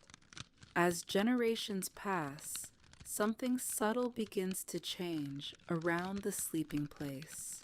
It is no longer only the surface beneath the body that matters. The space around it begins to matter too. Imagine entering a home after sunset and noticing that one part of the room feels different from the rest. During the day, life may have moved through every corner. People worked, ate, talked, carried objects in and out. But here, near the place reserved for rest, the atmosphere is quieter. A hanging cloth may soften the edge of the space. A woven screen may offer a little separation. A niche in the wall may hold a small lamp or a few personal objects. Nothing creates complete privacy, not yet, but something important is beginning to happen. Sleep is gaining a boundary. For people accustomed to modern bedrooms, a private sleeping space can seem completely ordinary. We expect walls, a door, perhaps curtains over a window. We expect to withdraw from the household when the day is finished. But imagine a world in which most life happens much closer together. Voices travel easily. People share rooms. Daily activities overlap within the same spaces. In such a world, even a hanging piece of fabric can change the feeling of night. It does not need to block every sound. It does not need to create a separate room. It only needs to suggest This small space belongs to rest. Behind it, light becomes softer. Movement beyond the sleeping area becomes shadow rather than detail. The world is still close, but it feels one step farther away. Perhaps this is one of the quiet beginnings of something we now take for granted.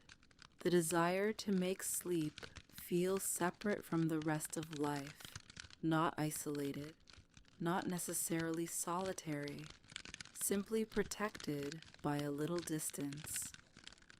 Look around this imagined sleeping space.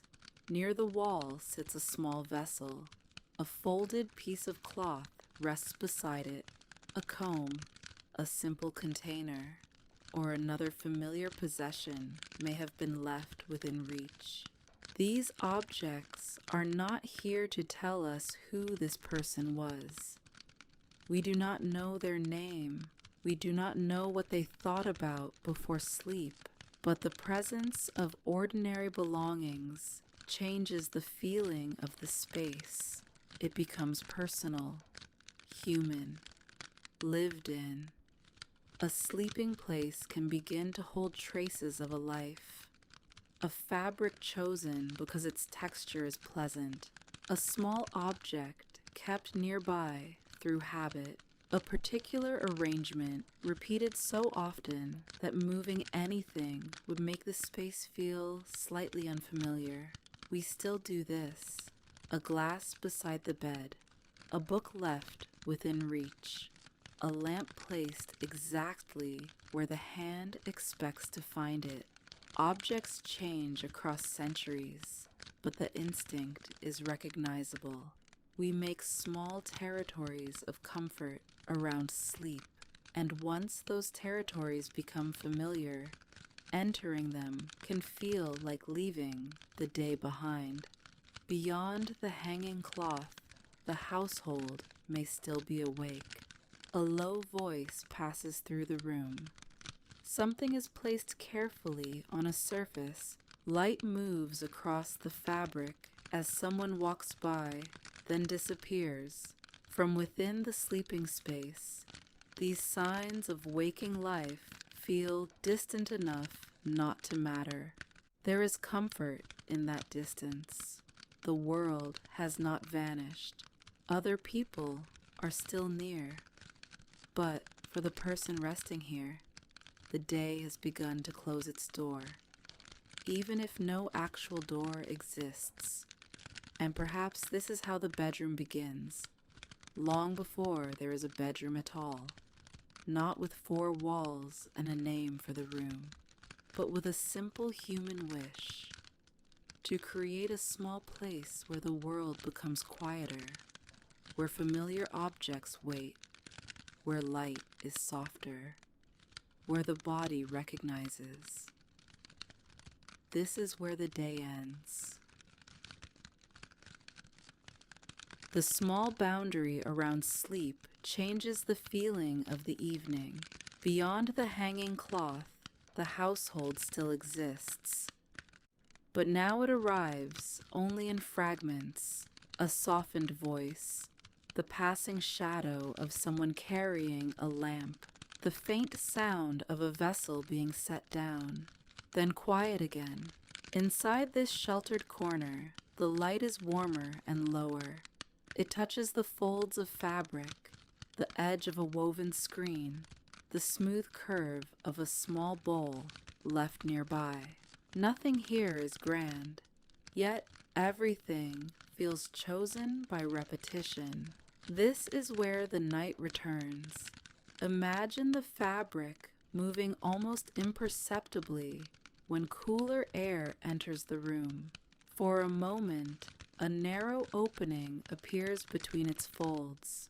Through it, you might glimpse another pool of lamplight, a wall glowing softly, the outline of someone crossing the room. Then the cloth falls back into place, and the little sleeping space becomes its own world again. Perhaps there is a familiar scent here, dried plants stored somewhere nearby, clean cloth warmed through the day, wood, earth, faint smoke, or oil from the lamp. Scents that would mean nothing to a stranger may quietly mean home to the person who sleeps here. They do not need to be noticed consciously. They simply belong.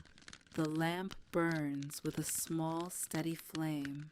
Its light cannot fill the entire room, and perhaps that is part of its beauty.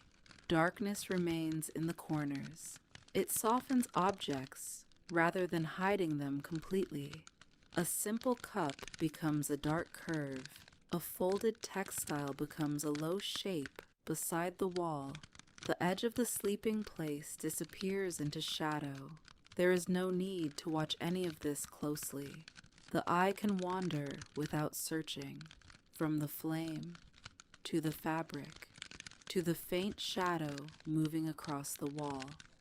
Nothing asks a question. Nothing needs an answer. And this is where a sleeping place begins to feel different from every other part of the home. Not because it is completely separate, but because the senses begin to recognize it. The softer light, the familiar textures, the objects always found in the same place. The quiet boundary between this small corner and the waking world beyond it. We still create such boundaries, even if we rarely think about them. We lower the lights, we close curtains, we place familiar things beside us. We make the room smaller, quieter, more predictable. Somewhere deep in the mind, these little changes begin to say the same thing they may have said in countless forms for generations. You do not need the whole world now, only this small space, only what is near. Outside the sleeping corner, the last activity of evening slowly fades. The moving shadows appear less often. Voices become distant enough to lose their words. The lamp gives a tiny movement, and a warm reflection travels across the wall.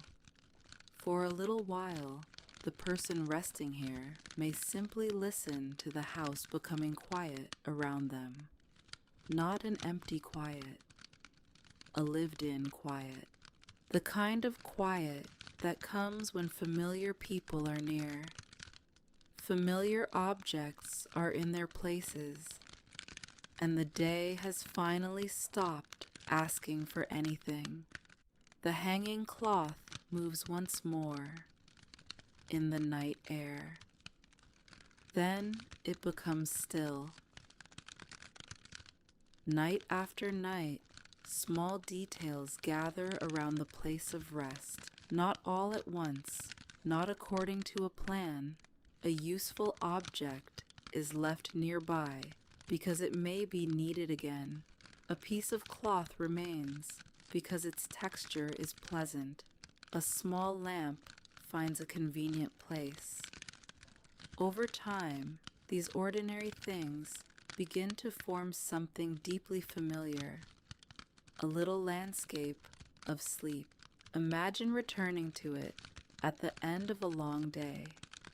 Before you even lie down, your hands know where things are. You could reach toward the wall in near darkness and find the object you expect. You know the distance to the edge of the sleeping place. You know which part of the room feels cooler, where the air moves, where the light falls when the lamp is lit. There is comfort in knowing a space this well. A stranger might see only a few simple belongings, but to the person who lives here, each one has a place within an invisible map. Nothing needs to be luxurious to become precious through familiarity. Perhaps one small object carries a memory, a piece of woven cloth made by familiar hands, a smooth stone picked up long ago and kept for no important reason, a little container whose shape has become recognizable by touch.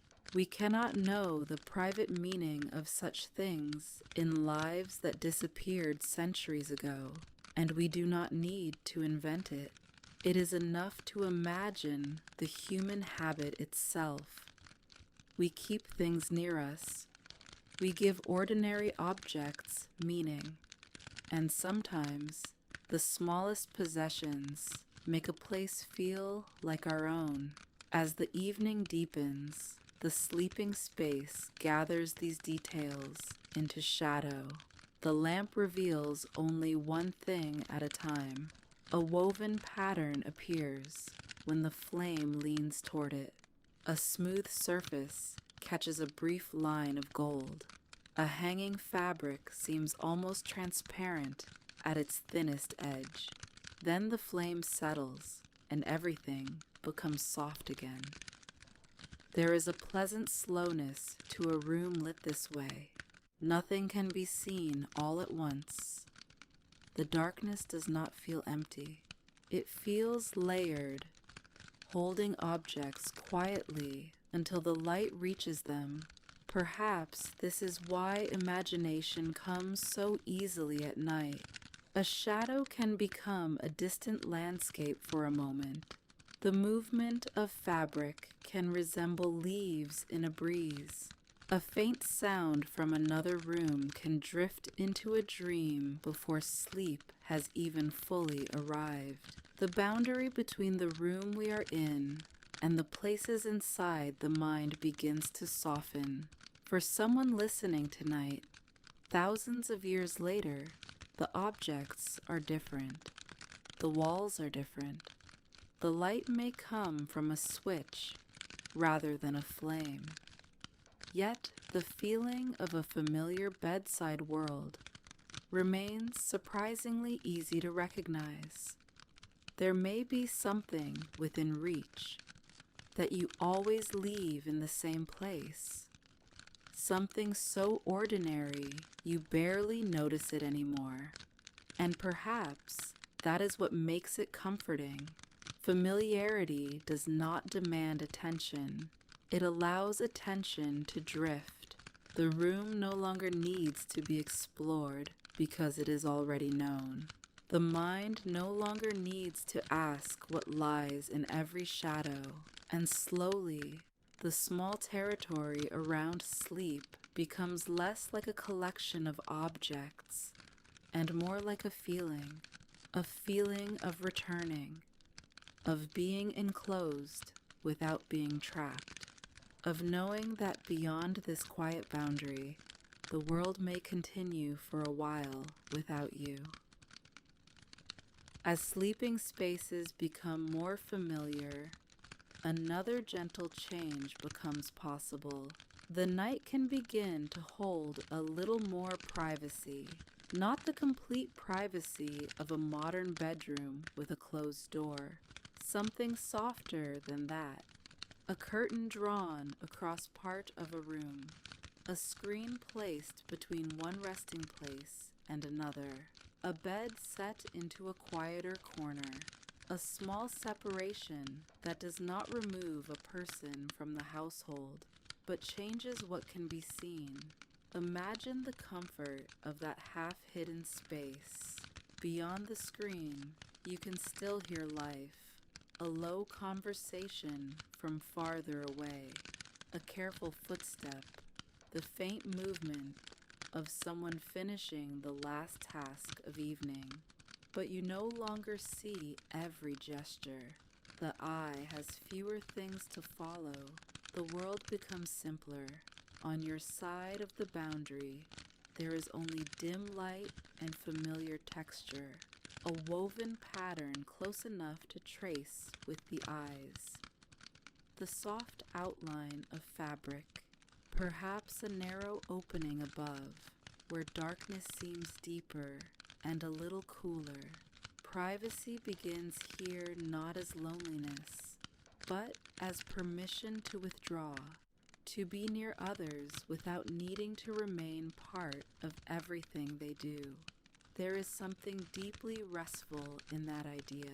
Even now we may feel it, when we hear quiet activity elsewhere in a home while we are already comfortable in bed. Someone moves in another room.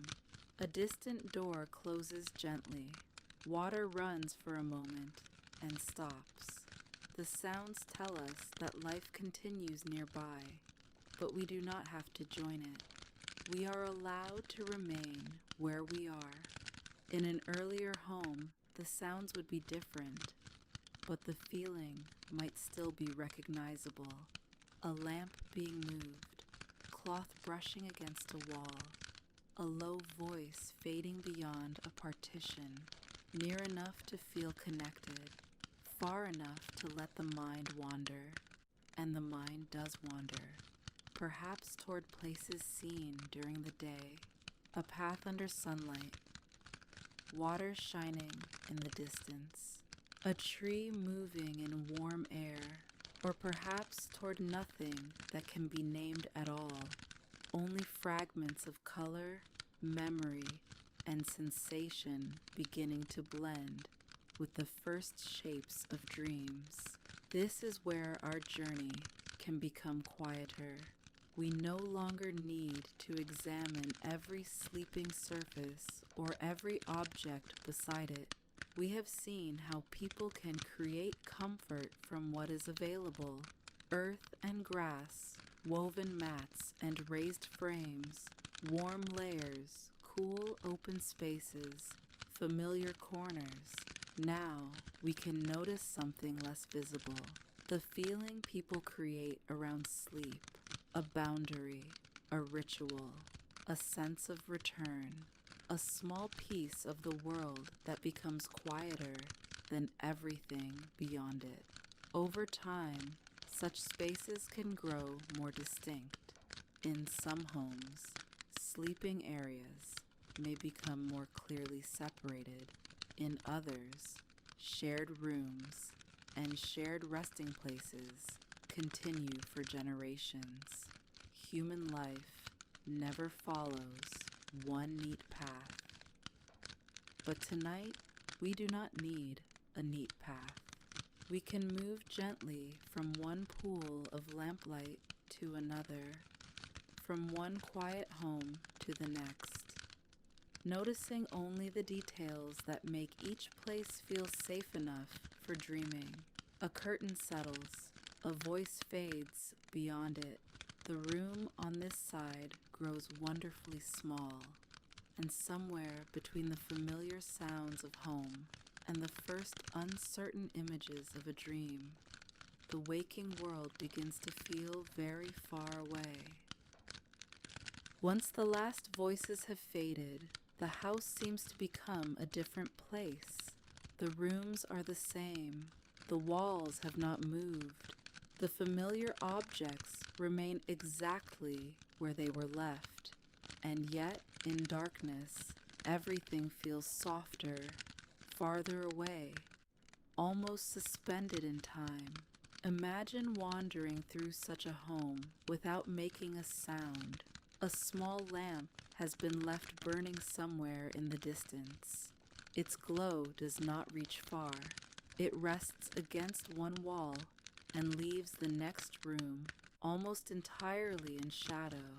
A doorway becomes a dark rectangle. A hanging cloth moves slightly where cooler air finds its way inside. The places that were busy during the day are empty now. A table or low surface waits beneath the darkness.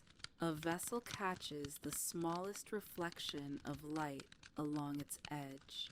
Something woven hangs where it was placed hours ago. Nothing is being used. Nothing is being carried. Nothing needs to be finished. The house is resting too. Behind one partition, someone sleeps. Farther away, another quiet space holds another sleeper. Their worlds are separate now, though only a few steps may lie between them. This is a different kind of closeness from the nights we visited earlier, when several people rested almost within reach of one another. The household is still together, but the darkness has given each person a little world of their own. Perhaps a narrow passage connects these spaces. At night, it feels longer than it does during the day. Moonlight may reach one part of the floor through an opening, creating a pale shape that slowly changes as the hours pass. No one is watching it. That is part of the beauty of sleeping houses. So many quiet things happen while no one is looking. Moonlight moves across a wall. A hanging fabric shifts and becomes still. Cool air gathers near the floor. Wood settles with a faint sound. Outside, leaves turn in a breeze and cast moving shadows that no sleeping person will ever see. The night does not need an audience. It continues gently on its own, and perhaps there is something comforting in imagining all those unnoticed hours. While people sleep, their homes remain around them, holding familiar belongings, familiar scents, familiar shapes in the dark. A sleeping person does not need to remember where every object is. The house remembers for them. Morning will find everything again. The vessel near the wall, the folded cloth, the doorway, the small objects left beside a sleeping place. But for now, none of them are important. For now, the home has become a collection of quiet rooms connected by darkness. We can move through them slowly in imagination, without entering any one of them too deeply. A warm room, a cooler passage, a curtain, a patch of moonlight, another doorway beyond, and behind it, only stillness. There is nowhere we need to arrive. We are simply following the night as it moves through the sleeping house. One room becoming quiet after another. One light disappearing after another, until the whole home seems to float for a few peaceful hours between the day that has ended and the day that has not yet begun.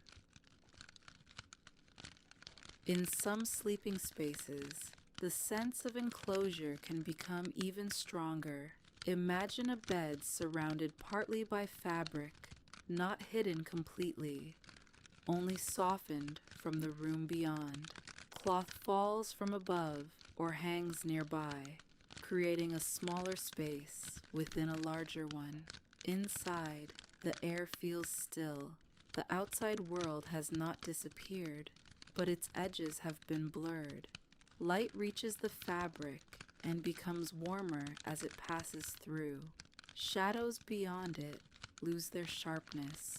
A person moving across the room becomes only a gentle shape, there for a moment, then gone. There is something almost dreamlike about sleeping behind fabric.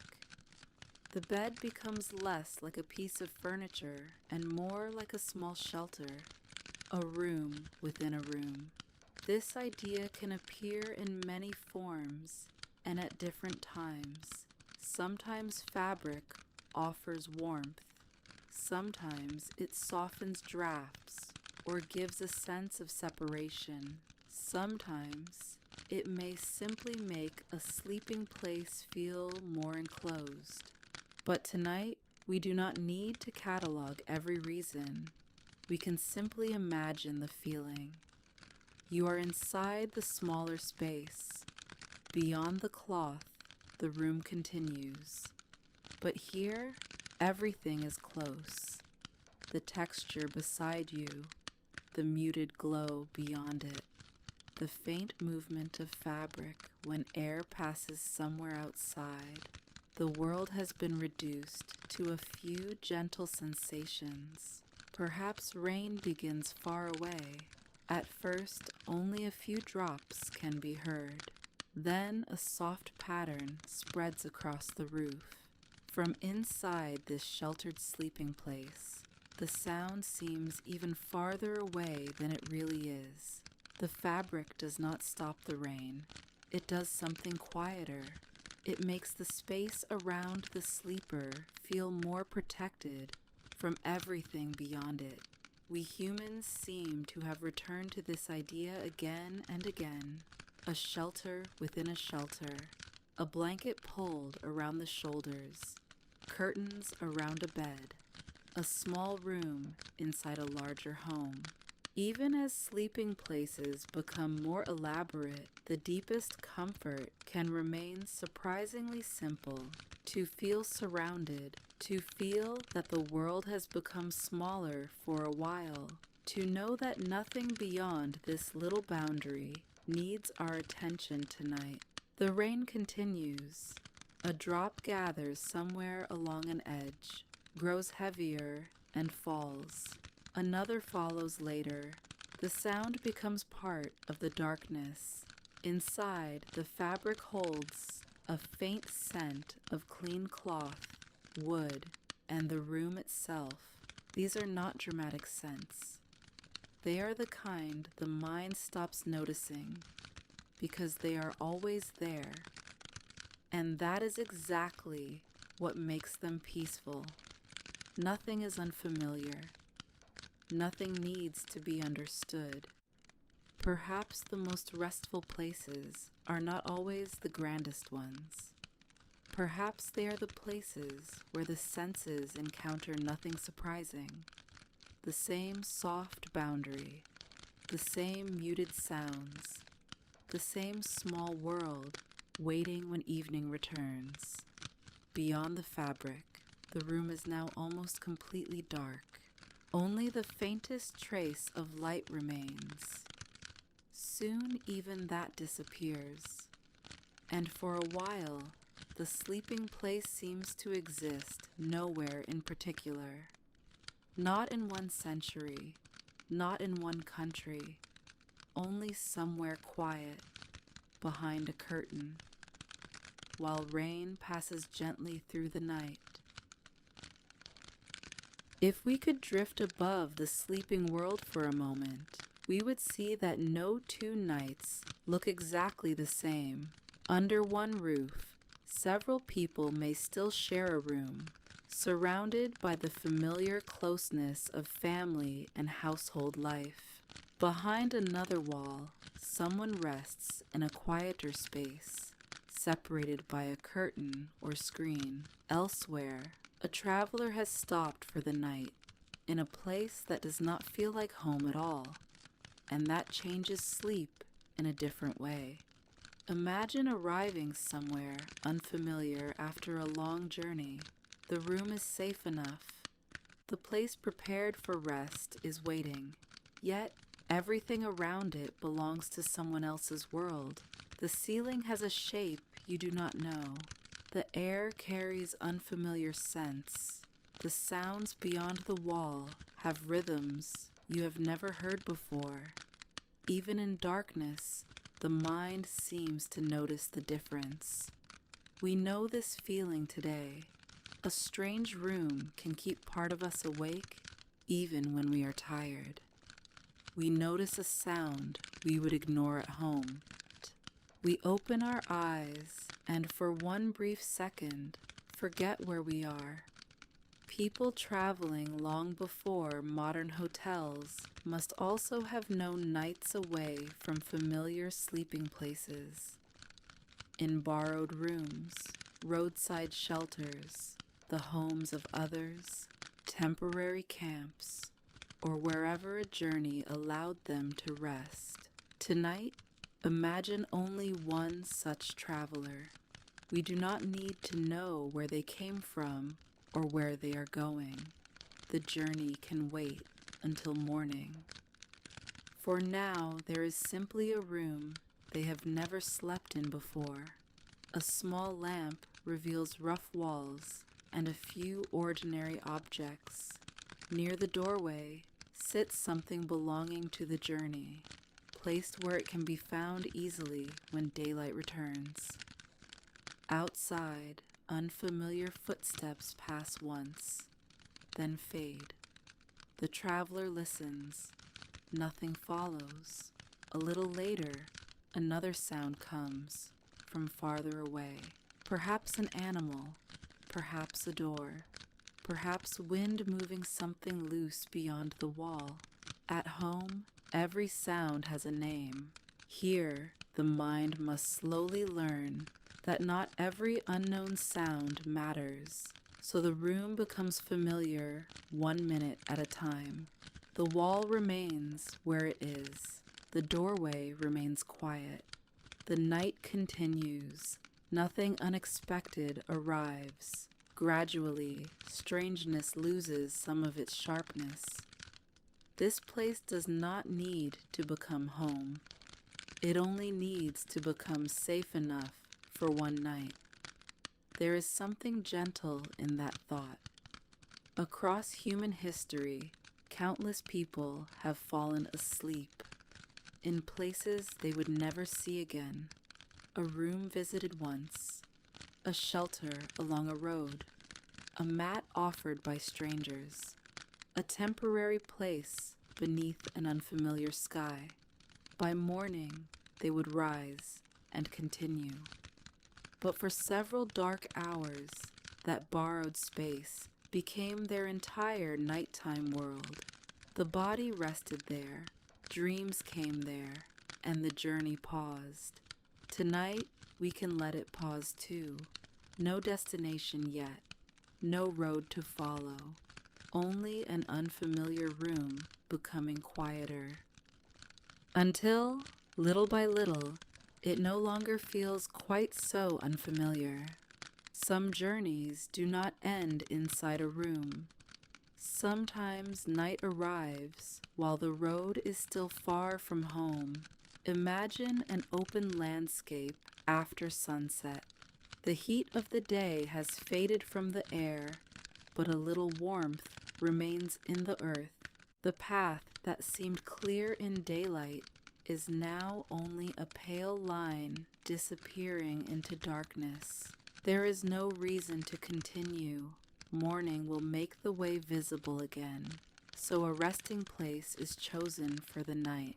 Perhaps there is a simple shelter nearby. Perhaps only a protected place away from the wind. Belongings are set down. The sounds of travel stop. And suddenly, after hours of movement, stillness feels enormous. No walls hold the night at a distance. The sky stretches far beyond anything the eye can follow. Stars appear in numbers that city lights rarely allow us to see now. Some are bright enough to catch the eye immediately. Others emerge only after the darkness has deepened. The traveler does not need to know their names. The sky can simply be watched. For a while, this becomes the last quiet activity of the day. Looking upward, breathing, listening to a landscape that sounds different after dark. Perhaps grass moves nearby. Perhaps there is water somewhere beyond sight. Perhaps the night is so still that even a small sound seems to travel a great distance before disappearing. A familiar possession lies within reach, something carried throughout the journey. Its presence is enough to make this temporary place feel a little less empty. There may be others resting nearby, their shapes barely visible now. Or perhaps the traveler has only the quiet landscape for company. Either way, the night begins to feel less vast once the body has chosen where it will remain until morning. This is the strange comfort of stopping. A few moments earlier, the world was a road leading somewhere. Now there is nowhere to go, not until daylight. For these hours, the journey has no future and no past, only this place, this patch of earth, this enormous sky. The air becomes cooler as the night deepens. Somewhere far away, a sound rises briefly and fades before it can be understood. The stars continue their slow movement. A cloud crosses one part of the sky, hiding several points of light, then moves on. Nothing is hurried. Nothing needs to be. And perhaps, lying beneath such a sky, the distance between ancient nights and our own becomes very small. We still know what it feels like to look upward and become quiet, to realize how large the night is, to feel our thoughts become smaller beneath it.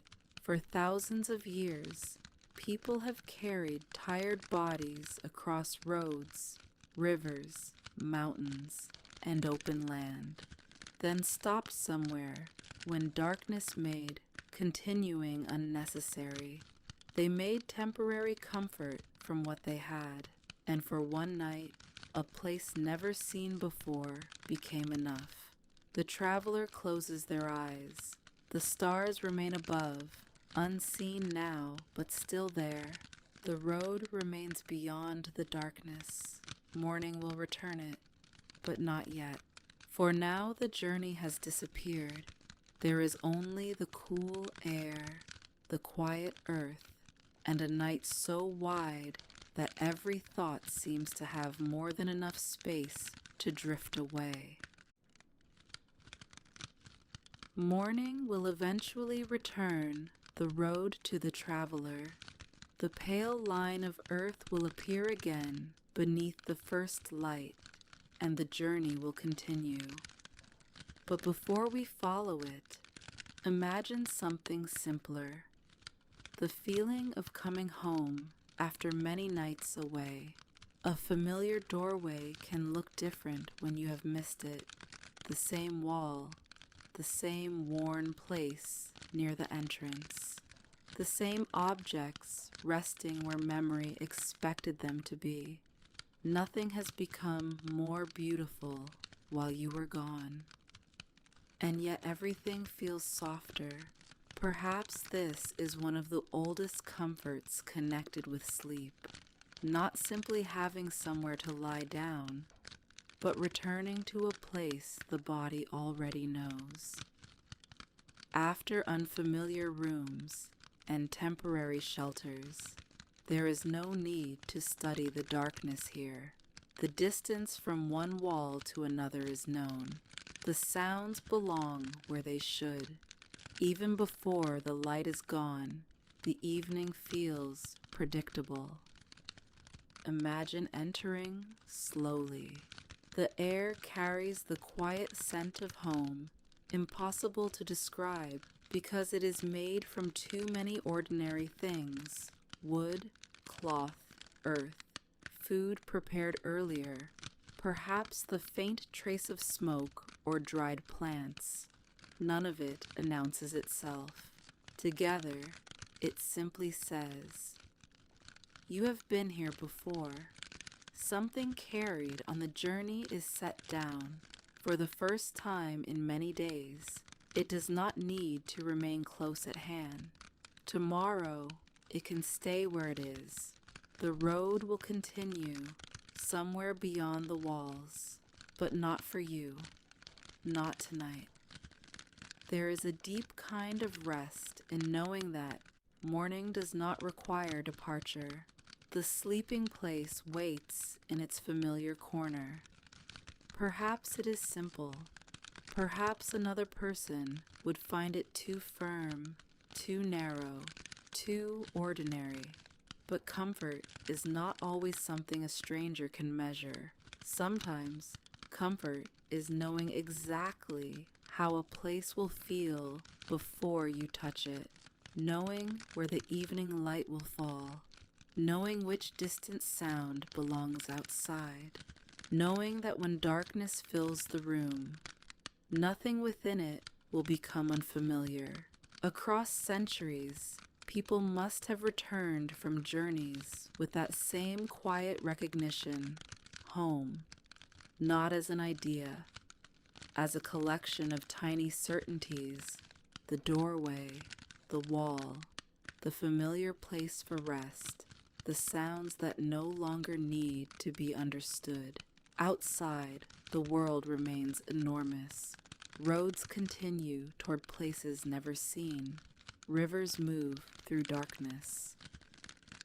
Other travelers are still somewhere beneath the night sky, but here the journey has ended. The room asks for nothing. The familiar darkness gathers, and for the first time in a while, there is no need to wonder where tomorrow night will be spent. Sometimes that knowledge alone is enough to make the whole world feel peaceful.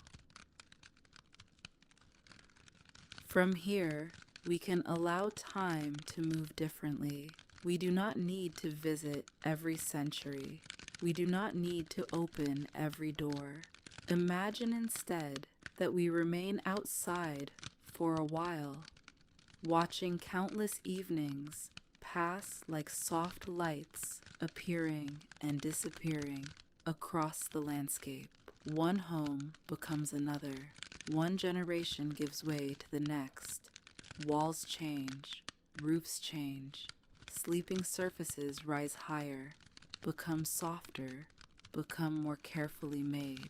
New fabrics appear, rooms divide, doors close.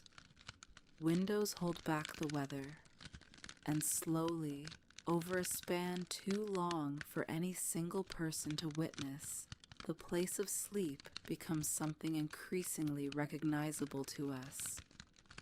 But the people inside those changing rooms do not feel themselves moving through history.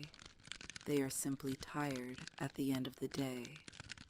That may be the gentlest truth in our entire journey. No one lies down thinking they are part of the history of sleep. They simply want rest. Imagine all those unnoticed evenings. A lamp extinguished in one century, a candle glowing beside a bed in another, moonlight falling through a different kind of window hundreds of years later, rain touching roofs made from materials unknown to the sleepers who came before. Generations pass beneath blankets, cloth, woven coverings, quilts. Names disappear, homes disappear, even entire streets vanish.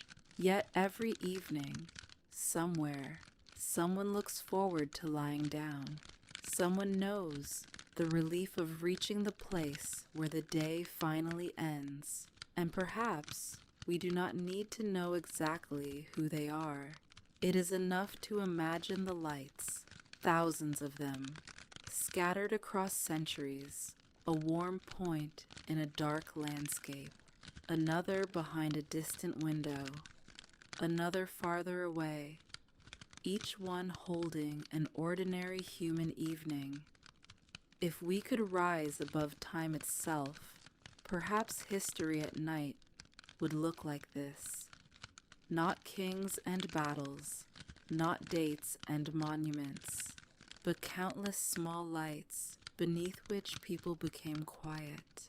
Some surrounded by family, some alone, some comfortable, some making the best of very little, all eventually surrendering the day. The materials beneath them change, the rooms around them change, but night continues to arrive with extraordinary patience, again and again and again, until the ancient shelter we visited at the beginning feels very far behind us. The little fire has disappeared into thousands of years. The woven mats are gone. The old walls have returned to earth. Yet something has traveled all the way through time. The wish to reach a place where vigilance can end, where the body can become heavy, where the world can continue without being watched. That wish is still moving toward us, through one darkened room after another. And now, almost without noticing when it happened, we begin to recognize the room. There is a bed, a window, a door that can be closed. Perhaps curtains soften the darkness outside. The objects have changed, but the feeling has not arrived suddenly. It has been forming throughout our entire journey, layer by layer, a little distance from the cold ground, something softer beneath the body, a covering chosen for warmth, a boundary around sleep, a place for familiar belongings, a little more separation from the waking world. What once appeared in fragments has slowly gathered into a room, but do not look at it too closely. Let it remain slightly blurred, as rooms often become when we are tired. Perhaps moonlight lies across part of the floor. Perhaps the window is dark enough to reflect only a faint suggestion of the room within. A curtain hangs without moving. Somewhere nearby is a familiar object left exactly where it is expected to be. Nothing here is remarkable, and that is precisely what makes it restful. We have traveled so far to arrive at something ordinary, a bedroom, a place many of us enter every night without considering how unusual the idea once was, a room largely devoted to the hours when we are unconscious, a quiet territory built around vulnerability, because sleep asks something remarkable of us. For several hours, we stop watching, we stop deciding, we stop responding to most of what surrounds us. To do that peacefully, we create conditions that tell the mind it may release control. Walls, a door, familiar sounds, a known place, softness, warmth, darkness. We have added many things across time, but beneath them is an ancient request. Let me rest here without needing to remain alert. The room answers quietly. You know this place. You have been here before. Nothing needs you beyond these walls tonight. Perhaps that is why familiar bedrooms can feel different the moment we enter them late in the evening. The day may still exist somewhere else. Messages, tasks, roads, lights in other buildings, people still awake. But inside this room, their urgency begins to fade. The world has not stopped. It has simply moved farther away. And if we look back through the darkness, we can almost see every earlier sleeping place behind this one. The earth near a fire, the woven mat, the raised frame, the hanging cloth, the sheltered corner, the unfamiliar room along a journey, all of them leading in their own scattered ways toward this quiet moment, a room that feels ordinary only because so many nights came before it. We could say that almost everything has changed. The ground beneath us has become a mattress. The small fire has become controlled warmth. The open night has moved beyond glass. Darkness can be created with curtains. Light can disappear with the touch of a switch. We can know the exact hour without looking at the sky. And yet, when sleep truly begins to approach, most of these differences become strangely unimportant. The eyes close. The room disappears. The mattress is no longer seen. The walls are forgotten. Even time becomes difficult to feel. A person resting tonight and a person resting thousands of years ago may be surrounded by completely different worlds, but both eventually reach the same invisible threshold. the moment when awareness loosens, when a sound is heard but no longer followed, when a thought begins clearly and ends somewhere else, when the mind starts creating images without asking permission, perhaps a place, perhaps a face, perhaps something that makes no sense at all. Then even those fragments dissolve. This is where history becomes quiet. The modern room fades. The ancient shelter fades. There is no need to compare them anymore. Sleep removes the furniture from the story. It removes the century. It removes almost everything except the resting body and the feeling that it is safe enough to let go. Maybe that is why imagining old nights can feel strangely comforting. Beneath all the unfamiliar details, we recognize ourselves, not in the objects, in the need. Warmth when the air is cold, coolness when the night is warm, something beneath us, something around us, familiarity, shelter, the knowledge that, for a few hours, and nothing more is expected, human beings have built extraordinary things around that simple need. But the need itself remains wonderfully small, a safe place, a tired body, enough quiet to stop listening, enough comfort to stop adjusting the world and time. Perhaps that is all sleep has ever asked from us. Not perfection, only enough warmth, enough darkness, enough familiarity, enough trust in the night. Once there is enough, the rest happens without effort. And now our journey through other people's nights can begin to grow quieter. We do not need another doorway. We do not need another century. The long road through sleeping places has brought us somewhere much closer to tonight. Perhaps the room around you is completely dark. Perhaps a little light remains somewhere beyond your closed eyes. There may be sounds nearby, a building settling, air moving softly, a distant car passing and becoming quieter until it disappears. Perhaps there is almost no sound at all. Whatever surrounds you tonight belongs to your own familiar world. You do not need to examine it. You already know enough. For thousands of years, people prepared places where they hoped the body could rest.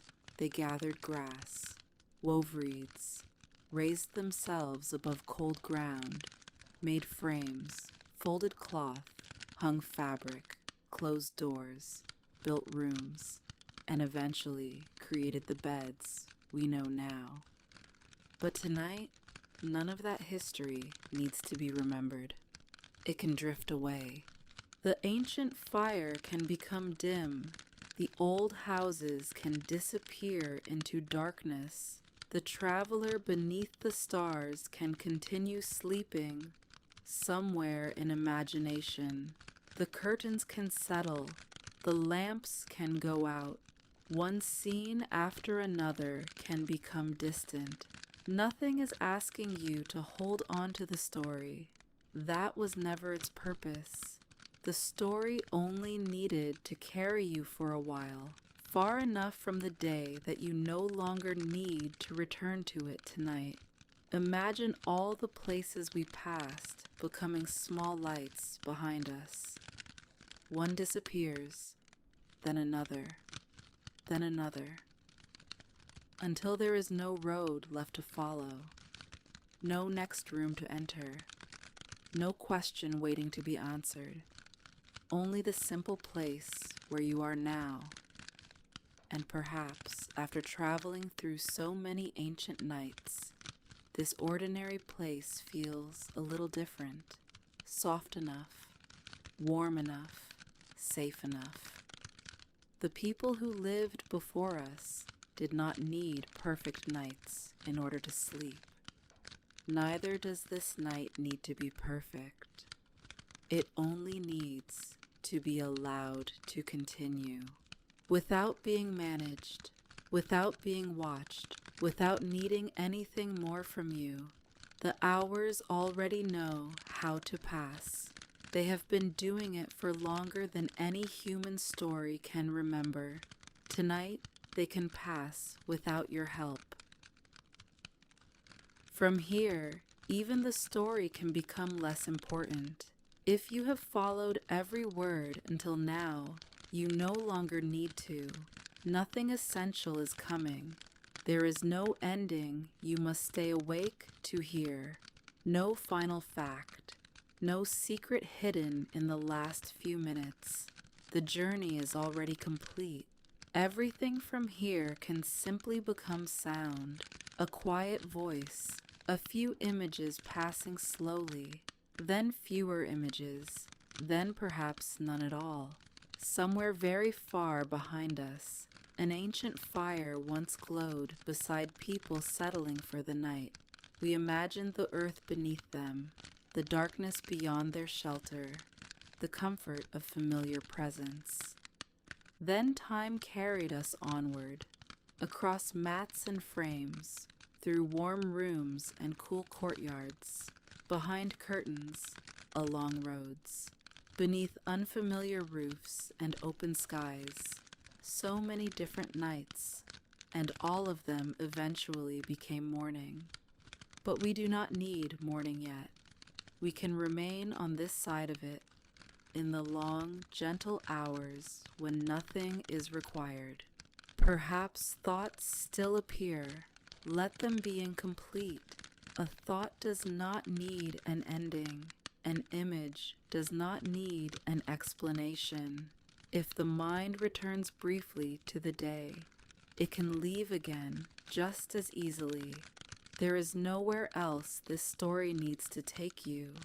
You have already arrived, not at a historical place, not in another century, simply at the quiet edge of sleep, the place every sleeper in our journey eventually reached, the moment when the surroundings became less important, when time became vague, when the mind stopped holding the world so tightly. There is something peaceful in knowing that this moment is not new.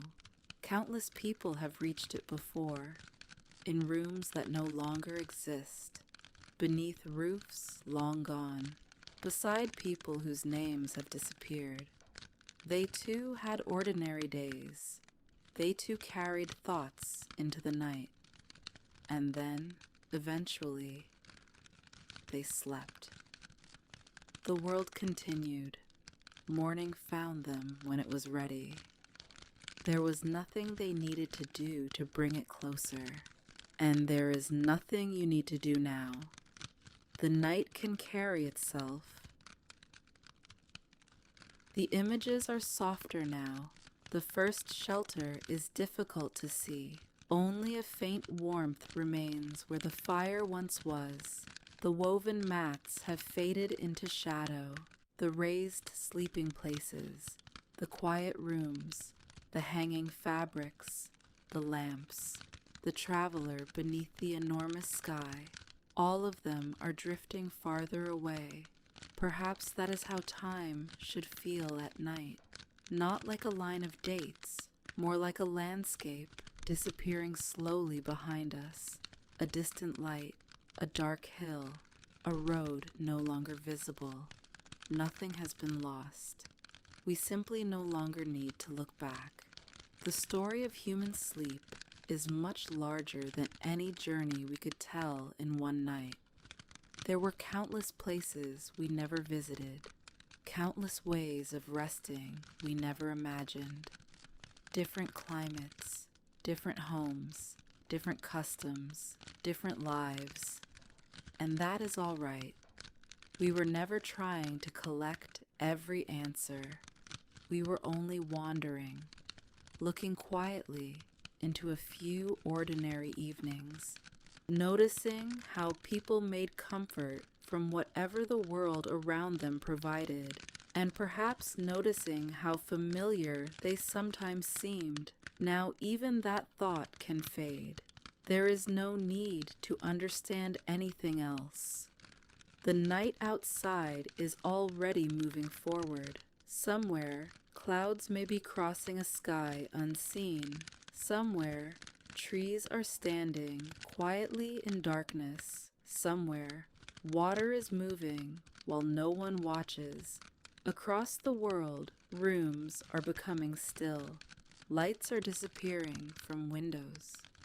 One by one, floor by floor, street by street. People who will never know one another are doing the same simple thing, leaving the day, returning to rest. And for a few hours, all those separate lives become quiet beneath the same night. Imagine seeing those lights from very far away, not individual houses anymore, only tiny points, then fewer, then darkness between them, until there is nothing left to follow, only the sense of a sleeping world, large, quiet, and continuing perfectly well on its own. There is almost nowhere left to travel now, and that feels right. A journey meant for sleep should not end with a destination. It should simply become quieter until the road is no longer there. Perhaps you no longer remember where we began. That is all right too. The beginning does not matter anymore. The questions we carried with us have become very small. How did people sleep before beds? Where did they rest?